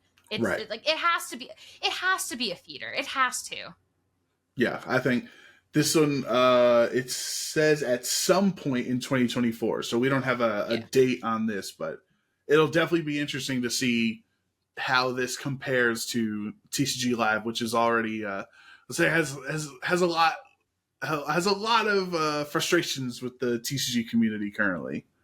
Yeah, but that'll be interesting when they get a date. I'm assuming it's going to be like late this year, because it'll be like, oh, we'll do it this date, and then it's going to be pushed back, etc. They might announce it at Worlds or something. Like they might announce a release date at Worlds. Ooh, actually, that is a good call. Which also, no Worlds release date. What are we doing? So it's I don't know what they're waiting for. I couldn't tell you. Maybe but they don't do ceremonies at ICs, because I was going to say my next best bet would be like during EUIC, but like they don't do any sort of closing ceremony, so it'd be competing for online traffic at the time. Like at this point, then they just missed their opportunity to do it in the already pretty short presents, and now it's going to be like either a Twitter post or a Twitter video of like, hey, Hawaii, this is when to book. Right, that's exactly what I'm thinking. You have the entire Pokemon world brought in this moment today, Pokemon Day. It's a celebration of all things Pokemon. And last year, it made sense. You had Chris Brown on there, and he talked about Yokohama, first time the World Championships in Japan. And like, I guess they only did it because it was Japan, since this is broadcast worldwide. Like, they wanted to show the Japanese audience that Worlds was going to be in Japan or something. But like, it, to me, like logically from a promotional standpoint, it makes sense to have the World's date in the Pokemon Day presentation every year. Like that should have been an anticipatory thing. Like every year, I can't wait for Pokemon Day, because we're gonna get a new remake, and we're gonna get this and whatever. And Pokemon Masters EX is gonna get an update, and also every year we learn what the world's date is. We know it's in Hawaii, but we don't have dates, and it's pretty expensive to fly to Hawaii. So the longer this waits, the less flights are available, and the more the prices are going to go up. So like, I can't imagine what would the Sunday of EUIC be like April 6th or something like that, April 7th, whatever date that is. I can't imagine they would wait till April to tell us this date. So like, if they tell us 2 weeks from now in a blog post on the website, like, why didn't you just include it in the presentation? I actually have a conspiracy theory on why. Okay. So, obviously, there was a lot of backlash about Hawaii being chosen as the world's location based off the timing. They just had some really devastating wildfires as well, tourism overtaking Hawaii.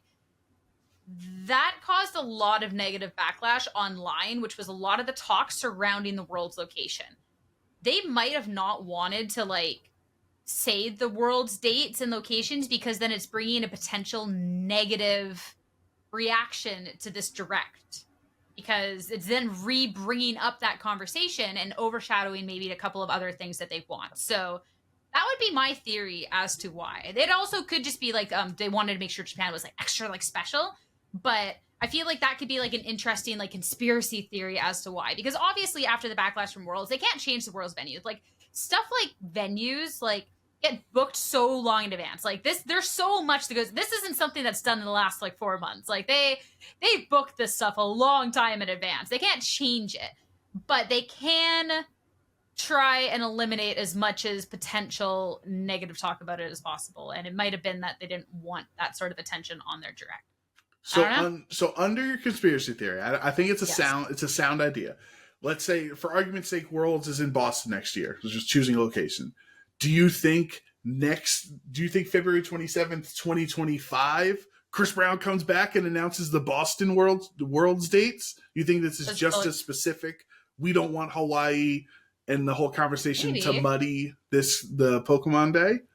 I mean, unless Boston gets a really negative like feedback, then like yeah, like genuinely, like Pokemon after announcing Worlds like made a public like statement and donated money to Hawaii like relief efforts and stuff, and like there was a lot after that. Like the attention was to like how they could be helping Hawaii, and I don't think announcing Worlds dates in the direct would be like the same oh my gosh as obviously the World's reaction when it was announced that it was in Hawaii. But like I don't know, that could be it. Like they could not want to take away from their other titles. It already was a pretty small direct. Like they could just be like, hey, we want these things, we want to make sure this gets that attention, and that is that.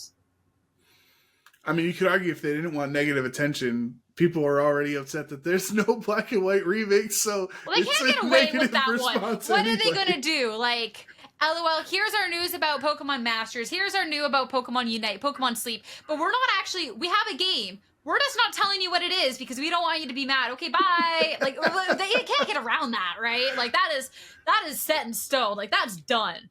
Yeah, I just think it's like, oh, we don't want people to be upset. But then when you have a presentation that people are upset, there's no winning on Pokemon Zen. People will always find something to complain about, you know? Yo, Pokemon Sleep fans winning, though, because they added Raikou to the game, and it was actually the cutest animation. It was so cute. I thought I was going to tear up a little bit because of just how cute it was. Like, this city, like, all this electricity, and oh my god, it's this big, bad beast Pokemon, and he's just snoozing in some guy's house. He just wants a little nap. Like, that was cute. Dude, I 100% thought, like, as I was watching it, I was like, they're gonna announce the Game Boy games coming to the Switch, because you had, I think there was like multiple Johto references, and you had the Raikou obviously, and then they had like Gen 1 music, like the 8-bit music underneath one of the presenters. They had 8-bit music the entire time, right. And all of the unknown. Right. So, like, that's all Game Boy stuff. Like, they didn't have, like, an orchestra or, like, a newer version of a Pokemon song. Like, they were using the old game's music where how it's a song like, oh, we're getting Gen 1, we're getting Gen 2 on the Switch. And then nothing. That was actually the biggest bait, because they started the presents off with, like, all the unknown. And then right before they're like, oh, here's our game announcement, they brought the unknown back. So I was like, this is Gen 2, baby! Like, let's go! I got my Chikorita plush and everything. I was ready for it. And then they're just like, Legends Kalos. Like, it was, like, I would have put money on it. Like, the whole trailer, they were doing their 8-bit music, and, like, their 8-bit music rocks. Like, don't get me wrong. But, like, I was so, like, kind of certain with all the different clues, because it was that. Wait, speaking of plushes, how did you feel, the COO, I forget his name off the top of my head, but behind him were the Loyal 3 plushes. I don't know if you saw that or not. And the first thing I thought of, I was like, oh, Sierra's probably fuming right now. She's like, those are so hideous plushes they don't deserve to be on the official video. It's actually funny because the first thing I do is look at the plushies, because there tends to be kind of like spoilers, but they're all Scarlet Violet based. Not really surprised with that one, but other news coming out, there wasn't like necessarily too much. Pokemon Go collaboration with Pokemon Horizons. Basically, there's a Cap Hat Pikachu. Normal stuff. Pokemon Masters, and yet another thing that baited me that they're going to do something Gen 2. Yep. Is they have Silver coming to the game with T-Tar. So I was completely like, yep, we're on the Gen 2 train. Shiny Tyranitar at that too.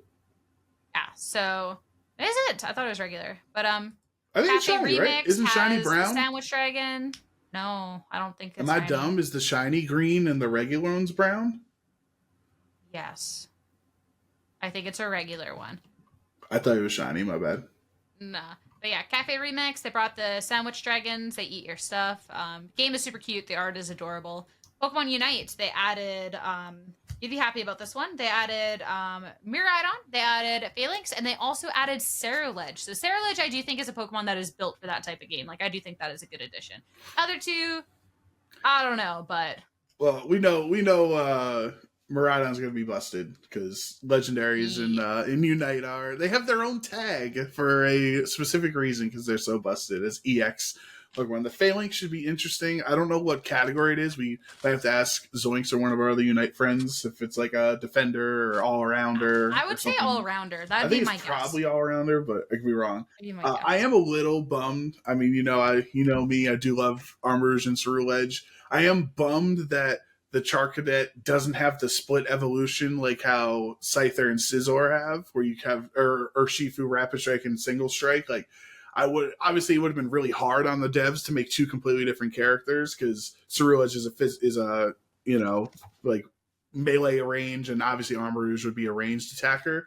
But like, it would have been cool if you did have access to Ceruledge and Armourouge in both. Like, and depending on how you want to build that game, like you would use different versions. But I understand why that's very difficult for the developers to do. So I'll take my Ceruledge and be happy. Yeah, it definitely would be. I like. If anything, I'd see them adding like Armourouge down the line, just doing the same thing as the EVs. Like, you have the same pre-evo and just like kind of on from there. But yeah, I was actually kind of hoping with the Miraidon, when they first showed it, he like struck down electricity on the field. I was actually kind of hoping they were going to do a new battlefield. Oh yeah. I don't think there's anything wrong with the current one. I haven't been playing the most Unite lately, but I think having different maps and stuff, I think is just cool. I think it's good. I think if they do multiple of them, they can get into the point of a rotating map pool. So I kind of thought like that's how that was going to go, but it wasn't. But they might wait till Worlds, right? Because the game came out over the summer, like whenever its initial release was. So like that's when their year-long seasons would be after the World Championship. So like maybe at Worlds in August they announced a new map, because wasn't it in London that they first showed the what's it called, Thea Ruins, whatever the map is in Unite? Thea Ruins. Right. So I think that could work. Like maybe this summer we get our third major map for Unite. Yeah. No, that actually. Yeah. I agree with that timeline. That makes sense. So this makes sense. But I think that is it for the news from Pokemon Day. So it's interesting. Like I said, I can see why people are like, yes, because a lot of people are big fans of the Legend series. I can also see why people are a little disappointed, but we want to talk about Pokemon people being disappointed. Ooh. Then good segue. Perfect. Thank you. Perfect time to start talking about EUIC, because wow, I think it's just like first thing I have to say. So for context, EUIC registrations went up and went down right away because they instantly filled up. They had two different waves. One was at night. The other wave was at 4 a.m. for the Eastern time zone. Obviously, like, you can't cater to America. I'm not asking them to cater to America. But if you missed the first wave of registration, you had to stay up or wake up at 4 a.m. to try and get the other one. And spots went immediately. Like, there was a lot of seats, and they were instantly gone. Yeah, just one quick question. The other thing we did miss from the thing was Terra Ground Venusaur, and I believe Terra Ice Blastoise are coming to Scarlet and Violet. So that's the only other thing. Because Gen 1ers like ourselves, as people call you on the internet, Gen 1ers are going to find that relevant information. But yes, on EUSC, it is a pretty interesting conversation, right? Because, oh man, it's 4 a.m. It's like, okay, well, what is that, noon in Europe, or like 10 a.m., 11 a.m., depending on where you are in Europe? So like, would have been 9 a.m. Okay, so I'm wrong. Yeah, so 9 a.m., 10 a.m., you're just starting your work day. Like, that's pretty fair for the EU audience, right? Like, so it's a bummer for Americans that it's such a like awkward time for that second wave, but like, they are trying to cater to that main region. And like, I've had conversations with people that are like, oh, international championships are about international people, or like, or it should be trying to have as many international players as possible to come to that region. And I'm like, I don't know. I don't know if that's like I understand the definition of international, but like what I assume Pokemon's intent on the ICs is for, it's just representing that region. It's not like they're trying to get international players to come to New Orleans or come to London. Like, it's just that is representing that region, and so you want to cater to that player base. So I like, you can't have a solution of like, oh, you have to lock it to Europeans so that they get in because Americans took their slots, because then people can use VPNs and pretend that they're in England, right? Like, so I don't know what the solution is. I think that's the frustrating part when people like complain to Arcanine on Twitter and they reply like, what do you want us to do? Change the system. And then you change the system and then people still say it's unfair. It's like, there is a problem, but there is no solution because it's just popular. You know what I mean? Well, definitely too, what I'm talking about the heartbreak is not even that there is like Europe people that didn't get in. It was people all over. Because like, I don't think it's bad for people to be traveling. I think region locking stuff in a game that is meant to be about like, not necessarily meant to be traveling, but there is a lot of traveling involved with the game. I don't think region locking's right. But a lot of the conversation I've seen has been about like the signups. So realistically, the game has grown to a point where a lot of the events, especially in popular locations and for our ICs, can't support the amount of players that want to be playing the game. We have opened up more and more seats, and it's still just not enough. I think it was 2,400 spots for TCG Masters. I forget exactly how much it was for VGC Masters, but it's a huge event, and it's still sold out instantly. And there's a lot of conversation about how the registration process goes, if there's people that should be auto-included, etc. And it gets to be a really difficult conversation. So realistically, the solution is to have bigger events and have more seats. That logistically can't happen for quite a couple of years because, again, venues get booked out in advance. This is not a slow process. So maybe in next year, each event will have more seats, but they can't all of a sudden solve anything for this year. And the game has seen an explosive growth. Like, before COVID, I think it was like 800 Masters at an event for TCG Masters was the biggest event. And now we're just like maxed out 2,400 instantly. People didn't get in, you know?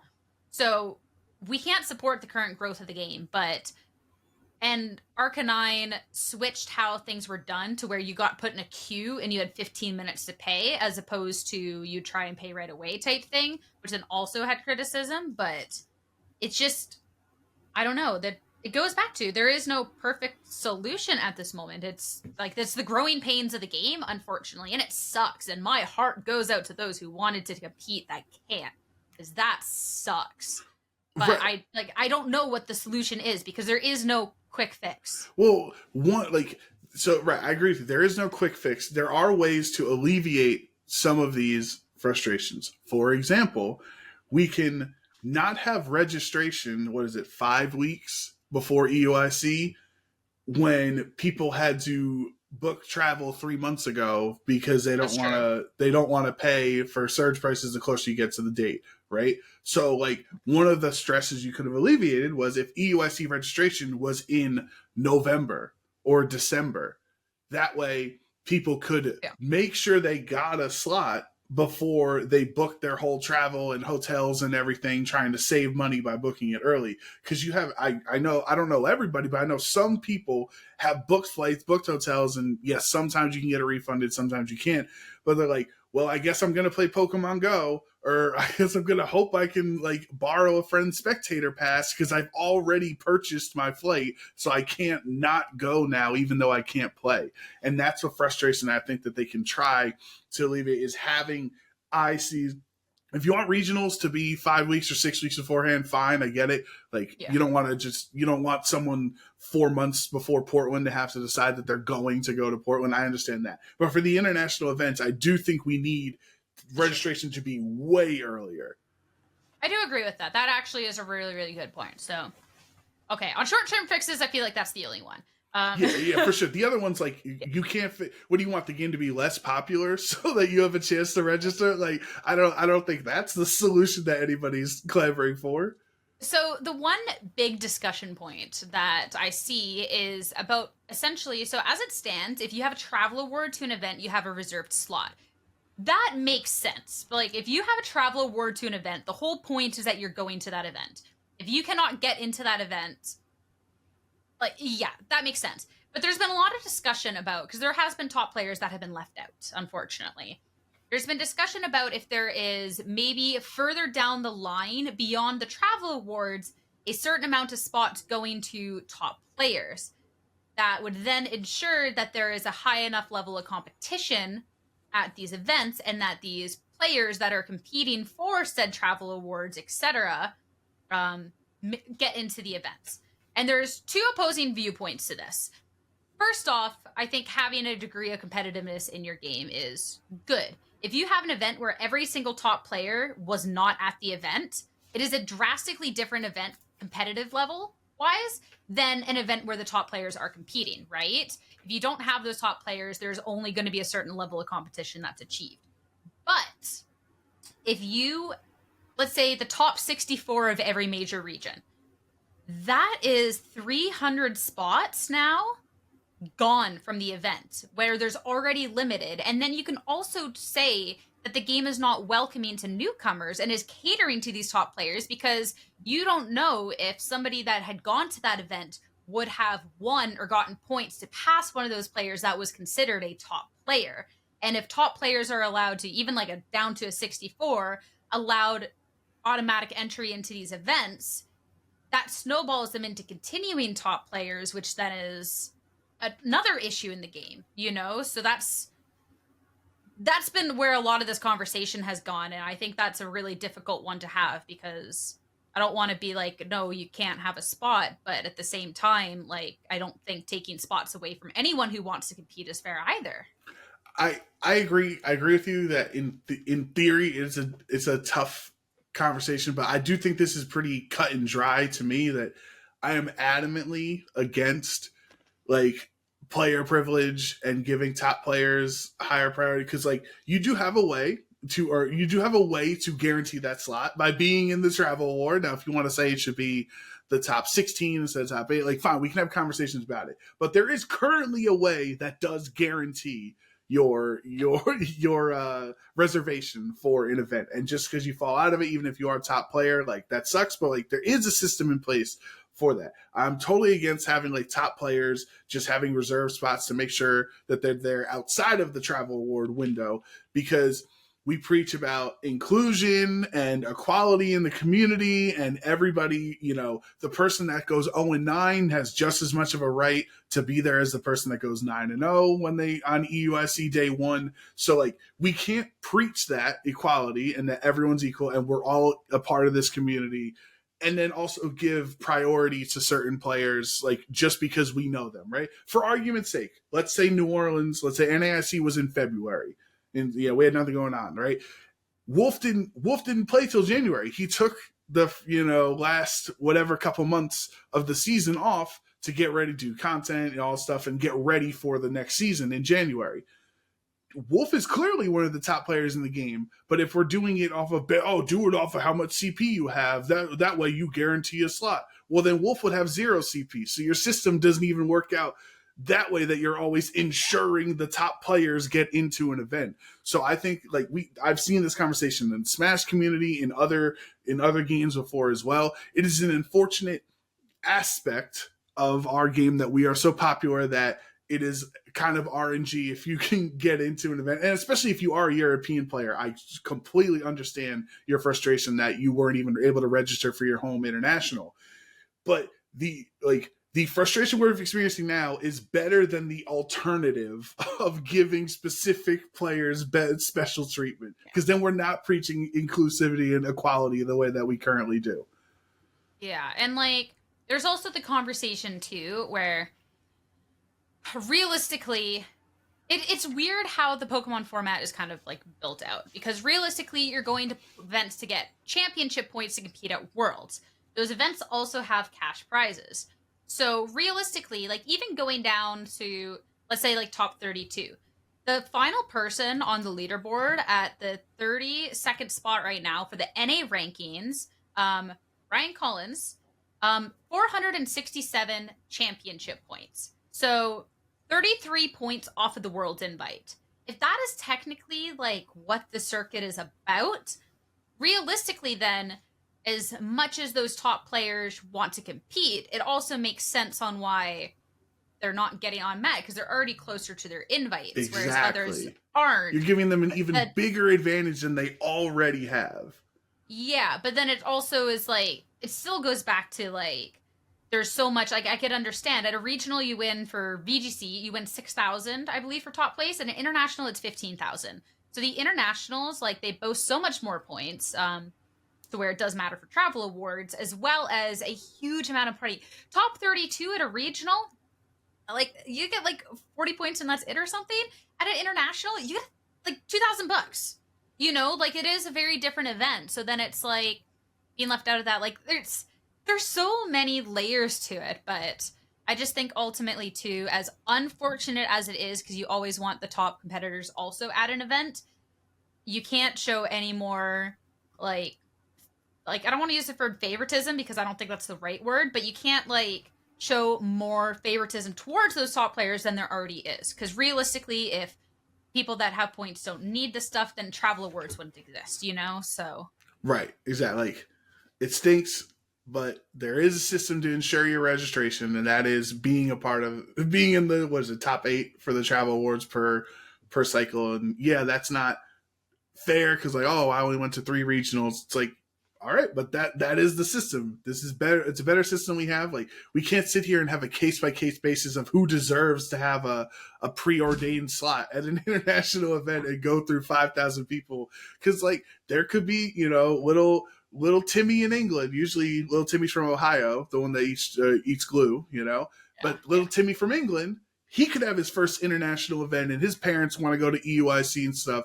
And like they want to see how a Pokemon event is run, and you know he's right there in London. Like he has just as much of a right to register as the like junior world champion has the right. Like it would have been awesome. Like I saw Shohei tweeted that he tried to register and wasn't able to get in. It would be awesome if Shohei could play at EUIC, but like it's just how it worked. I don't know if it was bad timing or just bad RNG, waiting for the website to work or hitting refresh.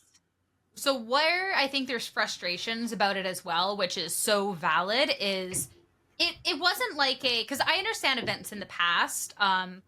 If you registered at like, let's say the registration was at 4, you registered at 4:05, you were cooked. Like I understand that, you know, they said registration was at 4 and you weren't right there at 4.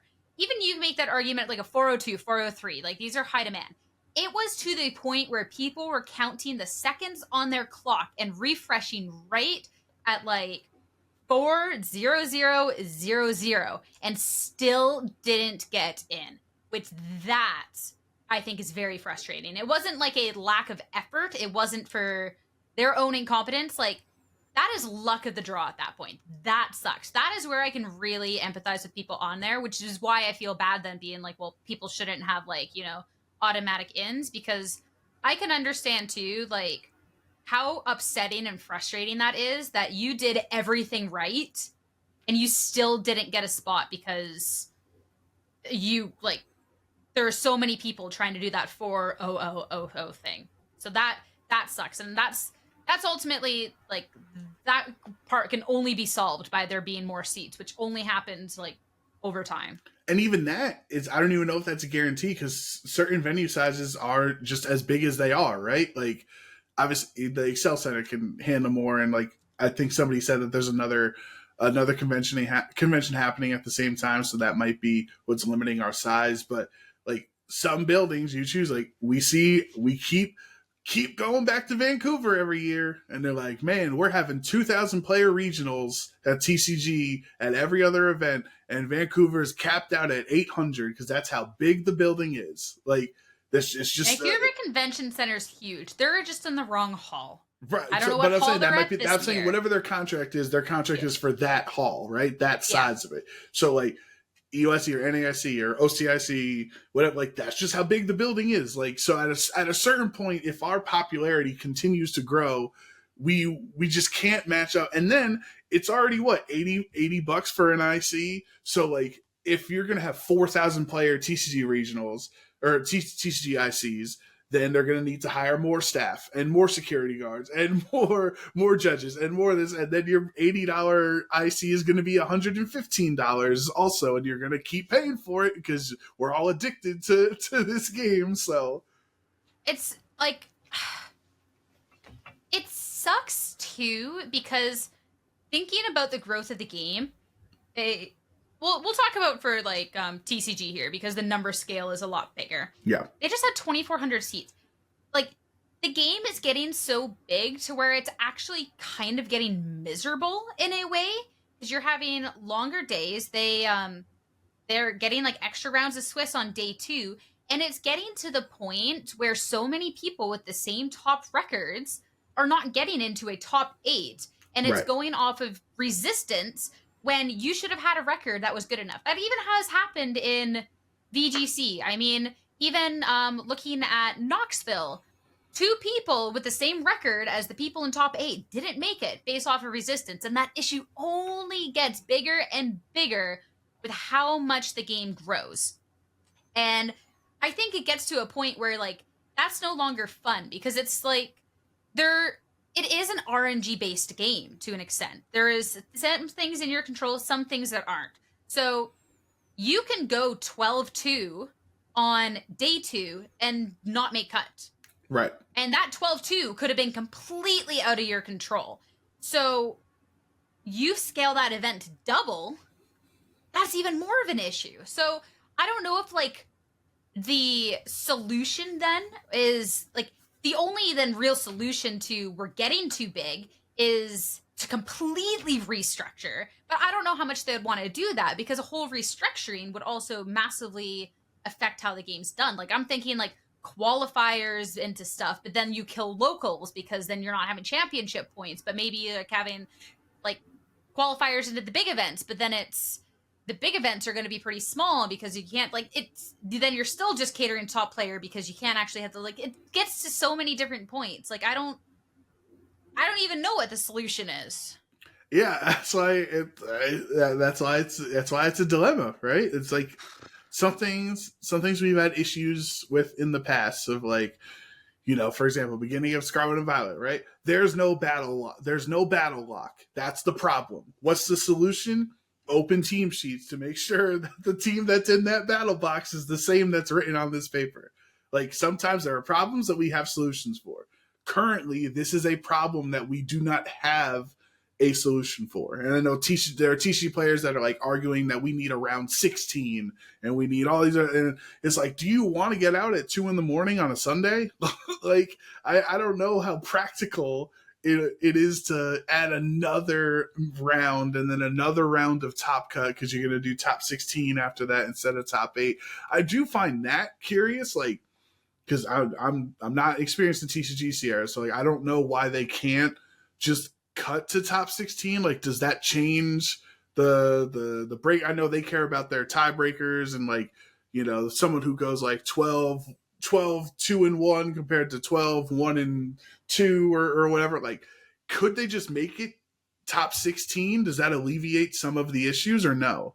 Where does it end though? Because they already added a 6th round of Swiss, so that's an extra round. Now they add an extra round in Top Cut. So you added 2 extra rounds on the Sunday.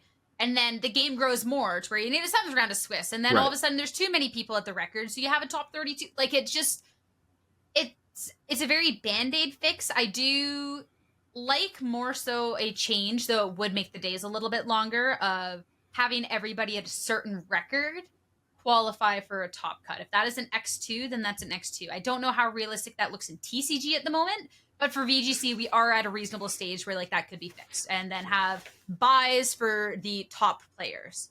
I think that would be a little bit of a better system, but I don't think, like, you can forever keep just adding more and more slots in the top cut, because you will be there until 2 a.m. Like, even if you look back at 10 rounds of Swiss at San Diego regionals, just kick off Scarlet and Violet. Like, people got out so late and then had to be back early morning the next day, like you just are still piling on to a problem. Yeah, it's a good problem to have, right? If you think about it, because like the problem is we're too popular and our community is growing and people want to participate in it. So it's a good problem to have, but then again, a problem is never a good thing to begin with. So it's a tough spot. Yeah, I don't know. I really don't know, because any fix creates another problem. We're And lucky as casters. That's all we can say. We have to be fortunate that I don't have to refresh to for the Knoxville regionals. Like they asked us to go. I didn't have to try to register before the other casters did. You imagine like you got like regional gigs based off who had like the best internet in their house.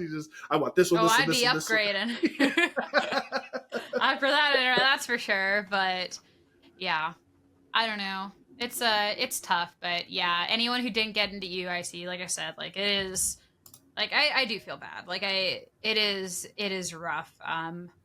Hopefully there's enough slots that can open up to get a couple more people in, cancellations, etc. But it's a heartbreaker all around. But we can talk about happier times with our, not even happier, it is like, we can move on to a little bit of a, neutral time. A neutral time with our final segment, and that of course is our question of the week. This time coming out from Flame G, Flame Egg, Flame Egg, Flame G, Flame I'm not Egg, sure. Flame G, let us know, please. But do you think the big gap in between competitions will lead to a bunch of new stuff when we start up again? Or do players feel, and do we feel, like they've solved Regulation F? So it has been a little bit since we had an event at this point, and we are still kind of waiting. So there is, locals that are happening. There's actually a triple MSS header happening in Indy this weekend that I know a lot of trainers are going out to. Oh, Jesus. Triple MSS? Wow. Yeah. But Knoxville was the beginning of February 3rd and 4th. And the next event to be happening is, like, big one is Vancouver, March 23rd and 24th. So that is about a 5-week break from big events. So I don't know. How do you feel about this? It's so funny how perspectives have changed over the years in VGC, because now 5 weeks is a long time for the meta to, we're just not doing anything for this long stretch of the regulation of where back how regionals used to be ran back in the day. There were seasons, right? Like you had a bunch of February regionals and then a bunch of like May regionals and then worlds. Like obviously there was a whole bunch of nationals around the world. And then like you'd have October regionals, like you had fall, winter, spring, like, and you'd have regionals on the same day. You'd have the California regional and the Virginia regional on the same day, because people are like, oh, well, people can just choose one. Now they want everybody to go to every regional, which makes sense. So like back then we used to have way longer stretches that you only had your premier challenges and your local scene to develop the metagame. So to answer the question, do you think the big gap in between competitions will lead to a bunch of new stuff when we start again? I don't think so, because I think the longer a format goes on, the more solved it gets, right? And how do I word this correctly? I don't want to sound crazy here. So if there is no innovation in these 5 weeks because nothing is going on, then like what worked before might just still work later because it hasn't been countered yet. So like with all of this downtime, we're not gaining more Regulation F time afterwards, right? Like they're not going to add more to the clock to be able to make up for this downtime. So like I don't think the meta development is going to happen because nothing is currently happening, if that makes sense. If I sound like a crazy person, I apologize, but I don't think we're going to roll into Vancouver and have a completely different meta than we did in Knoxville. Yeah, I think that if anything, I feel like there'll be a little of confirmation bias with Vancouver about the format changing, because realistically, when you're getting the smaller events, Vancouver is one of the events that tends to be smaller. as well as in an area where it doesn't get as many events, considering it is West Coast Canada. Those type of events tend to have quicker things come out because it's a very different player base, minus some of the top players that always compete. So I agree with you that I do not think that there is going to be much meta development or a bunch of new stuff. If there was one event in Regulation F and then a break, completely different story. But we have done enough events at this point. Everybody knows that Ogre Pond Wellspring is busted. There might be tweaks at a couple of different things. Might be a couple wacky teams because Vancouver is Vancouver. But I think once we head into like the next like more normal event, which would be EUIC followed by Indy, like things will be kind of like stabled out a little bit more. Also, I maybe just fixed the issue about the too many people at the event. You inspired me. This is actually no. This is actually the fix. We need to go back to having multiple regionals on the same weekend. Ooh, Sierra. Okay. Yeah. 100%. You can even if you even want to get quirky with it, you can do the same for internationals. Host one in London and Germany at the exact same time. Split the base. It does mean that you're going to be putting more into the game, but if you're already at a point where you think that you can be supporting all of these people, go for it. Because somebody who wanted to travel to London is not about to, realistically, majority of the time, if they're coming from NA, is not about to cancel their trip because they have to do the Germany trip instead. And have them on the same weekend. People cannot double dip. It's also going to stop the excessive snowballing by the top players, and you kind of divvy things out while still allowing the player base to be expanded. You can do that for regionals and internationals. I'm glad that after all these years of knowing each other, I finally inspired you in some aspect. Yeah. I do think I probably wouldn't do ICs. I think obviously the current issue we have is at the IC level, but I don't think I would put two ICs in the same region. Maybe you put one in Sydney and you put one in Germany on the same day. I think that's fine. But I don't think I'd do Germany and England on the same day because I don't know. This seems kind of feels bad. I think that's perfect because you never double up if you're having But which one do you go to? Well, whatever. Let's say you're an Italian VGC player. Which one do you go to? Well, so that's where you have to make the decisions. It's whatever one you want, but if one sells out, you go to the other. It's simple as that. You can do based off of preference, whatever event you get into, etc. But I do think that you wouldn't want to have it split around the world because then realistically you'd be doubling the amount of ICs in a season with kind of having them spread out, which is then allowing more people to go to different spread out ones. Whereas I think if you have this is the EUIC weekend and have two different ones in EU, that is EUIC weekend. NAIC weekend, have one in New Orleans, have one in LA. I don't care, whatever. But it's kind of it centralizes. If it's the international meant to showcase the talent from North America, have them in North America, have them in EU, and do the same with the regionals. Get comfortable with, even within a region, having two regionals on the same weekend for multiple different weekends. Because ultimately too, if you're continuously kind of split the player base in that sort of way, people can get into the event. It's also still welcoming to new players. And if you're really worried about people snowballing too many points for Worlds and stuff, first off, the top players, you cannot be in New Orleans and Peoria at the same time. You have to pick one. So they can't double up in the points. It's a better alternative than adding more events throughout the season on different weekends, because then it's not going to be exhaustive. Players have to pick. But then it allows new people to also get those points. And if you're worried about people getting too many points for Worlds and too many Worlds competitions, up the bar. It is definitely true. It is. Yeah. What's the word I'm looking for? It is a factual statement that championship points have ballooned because all the events are one at a time.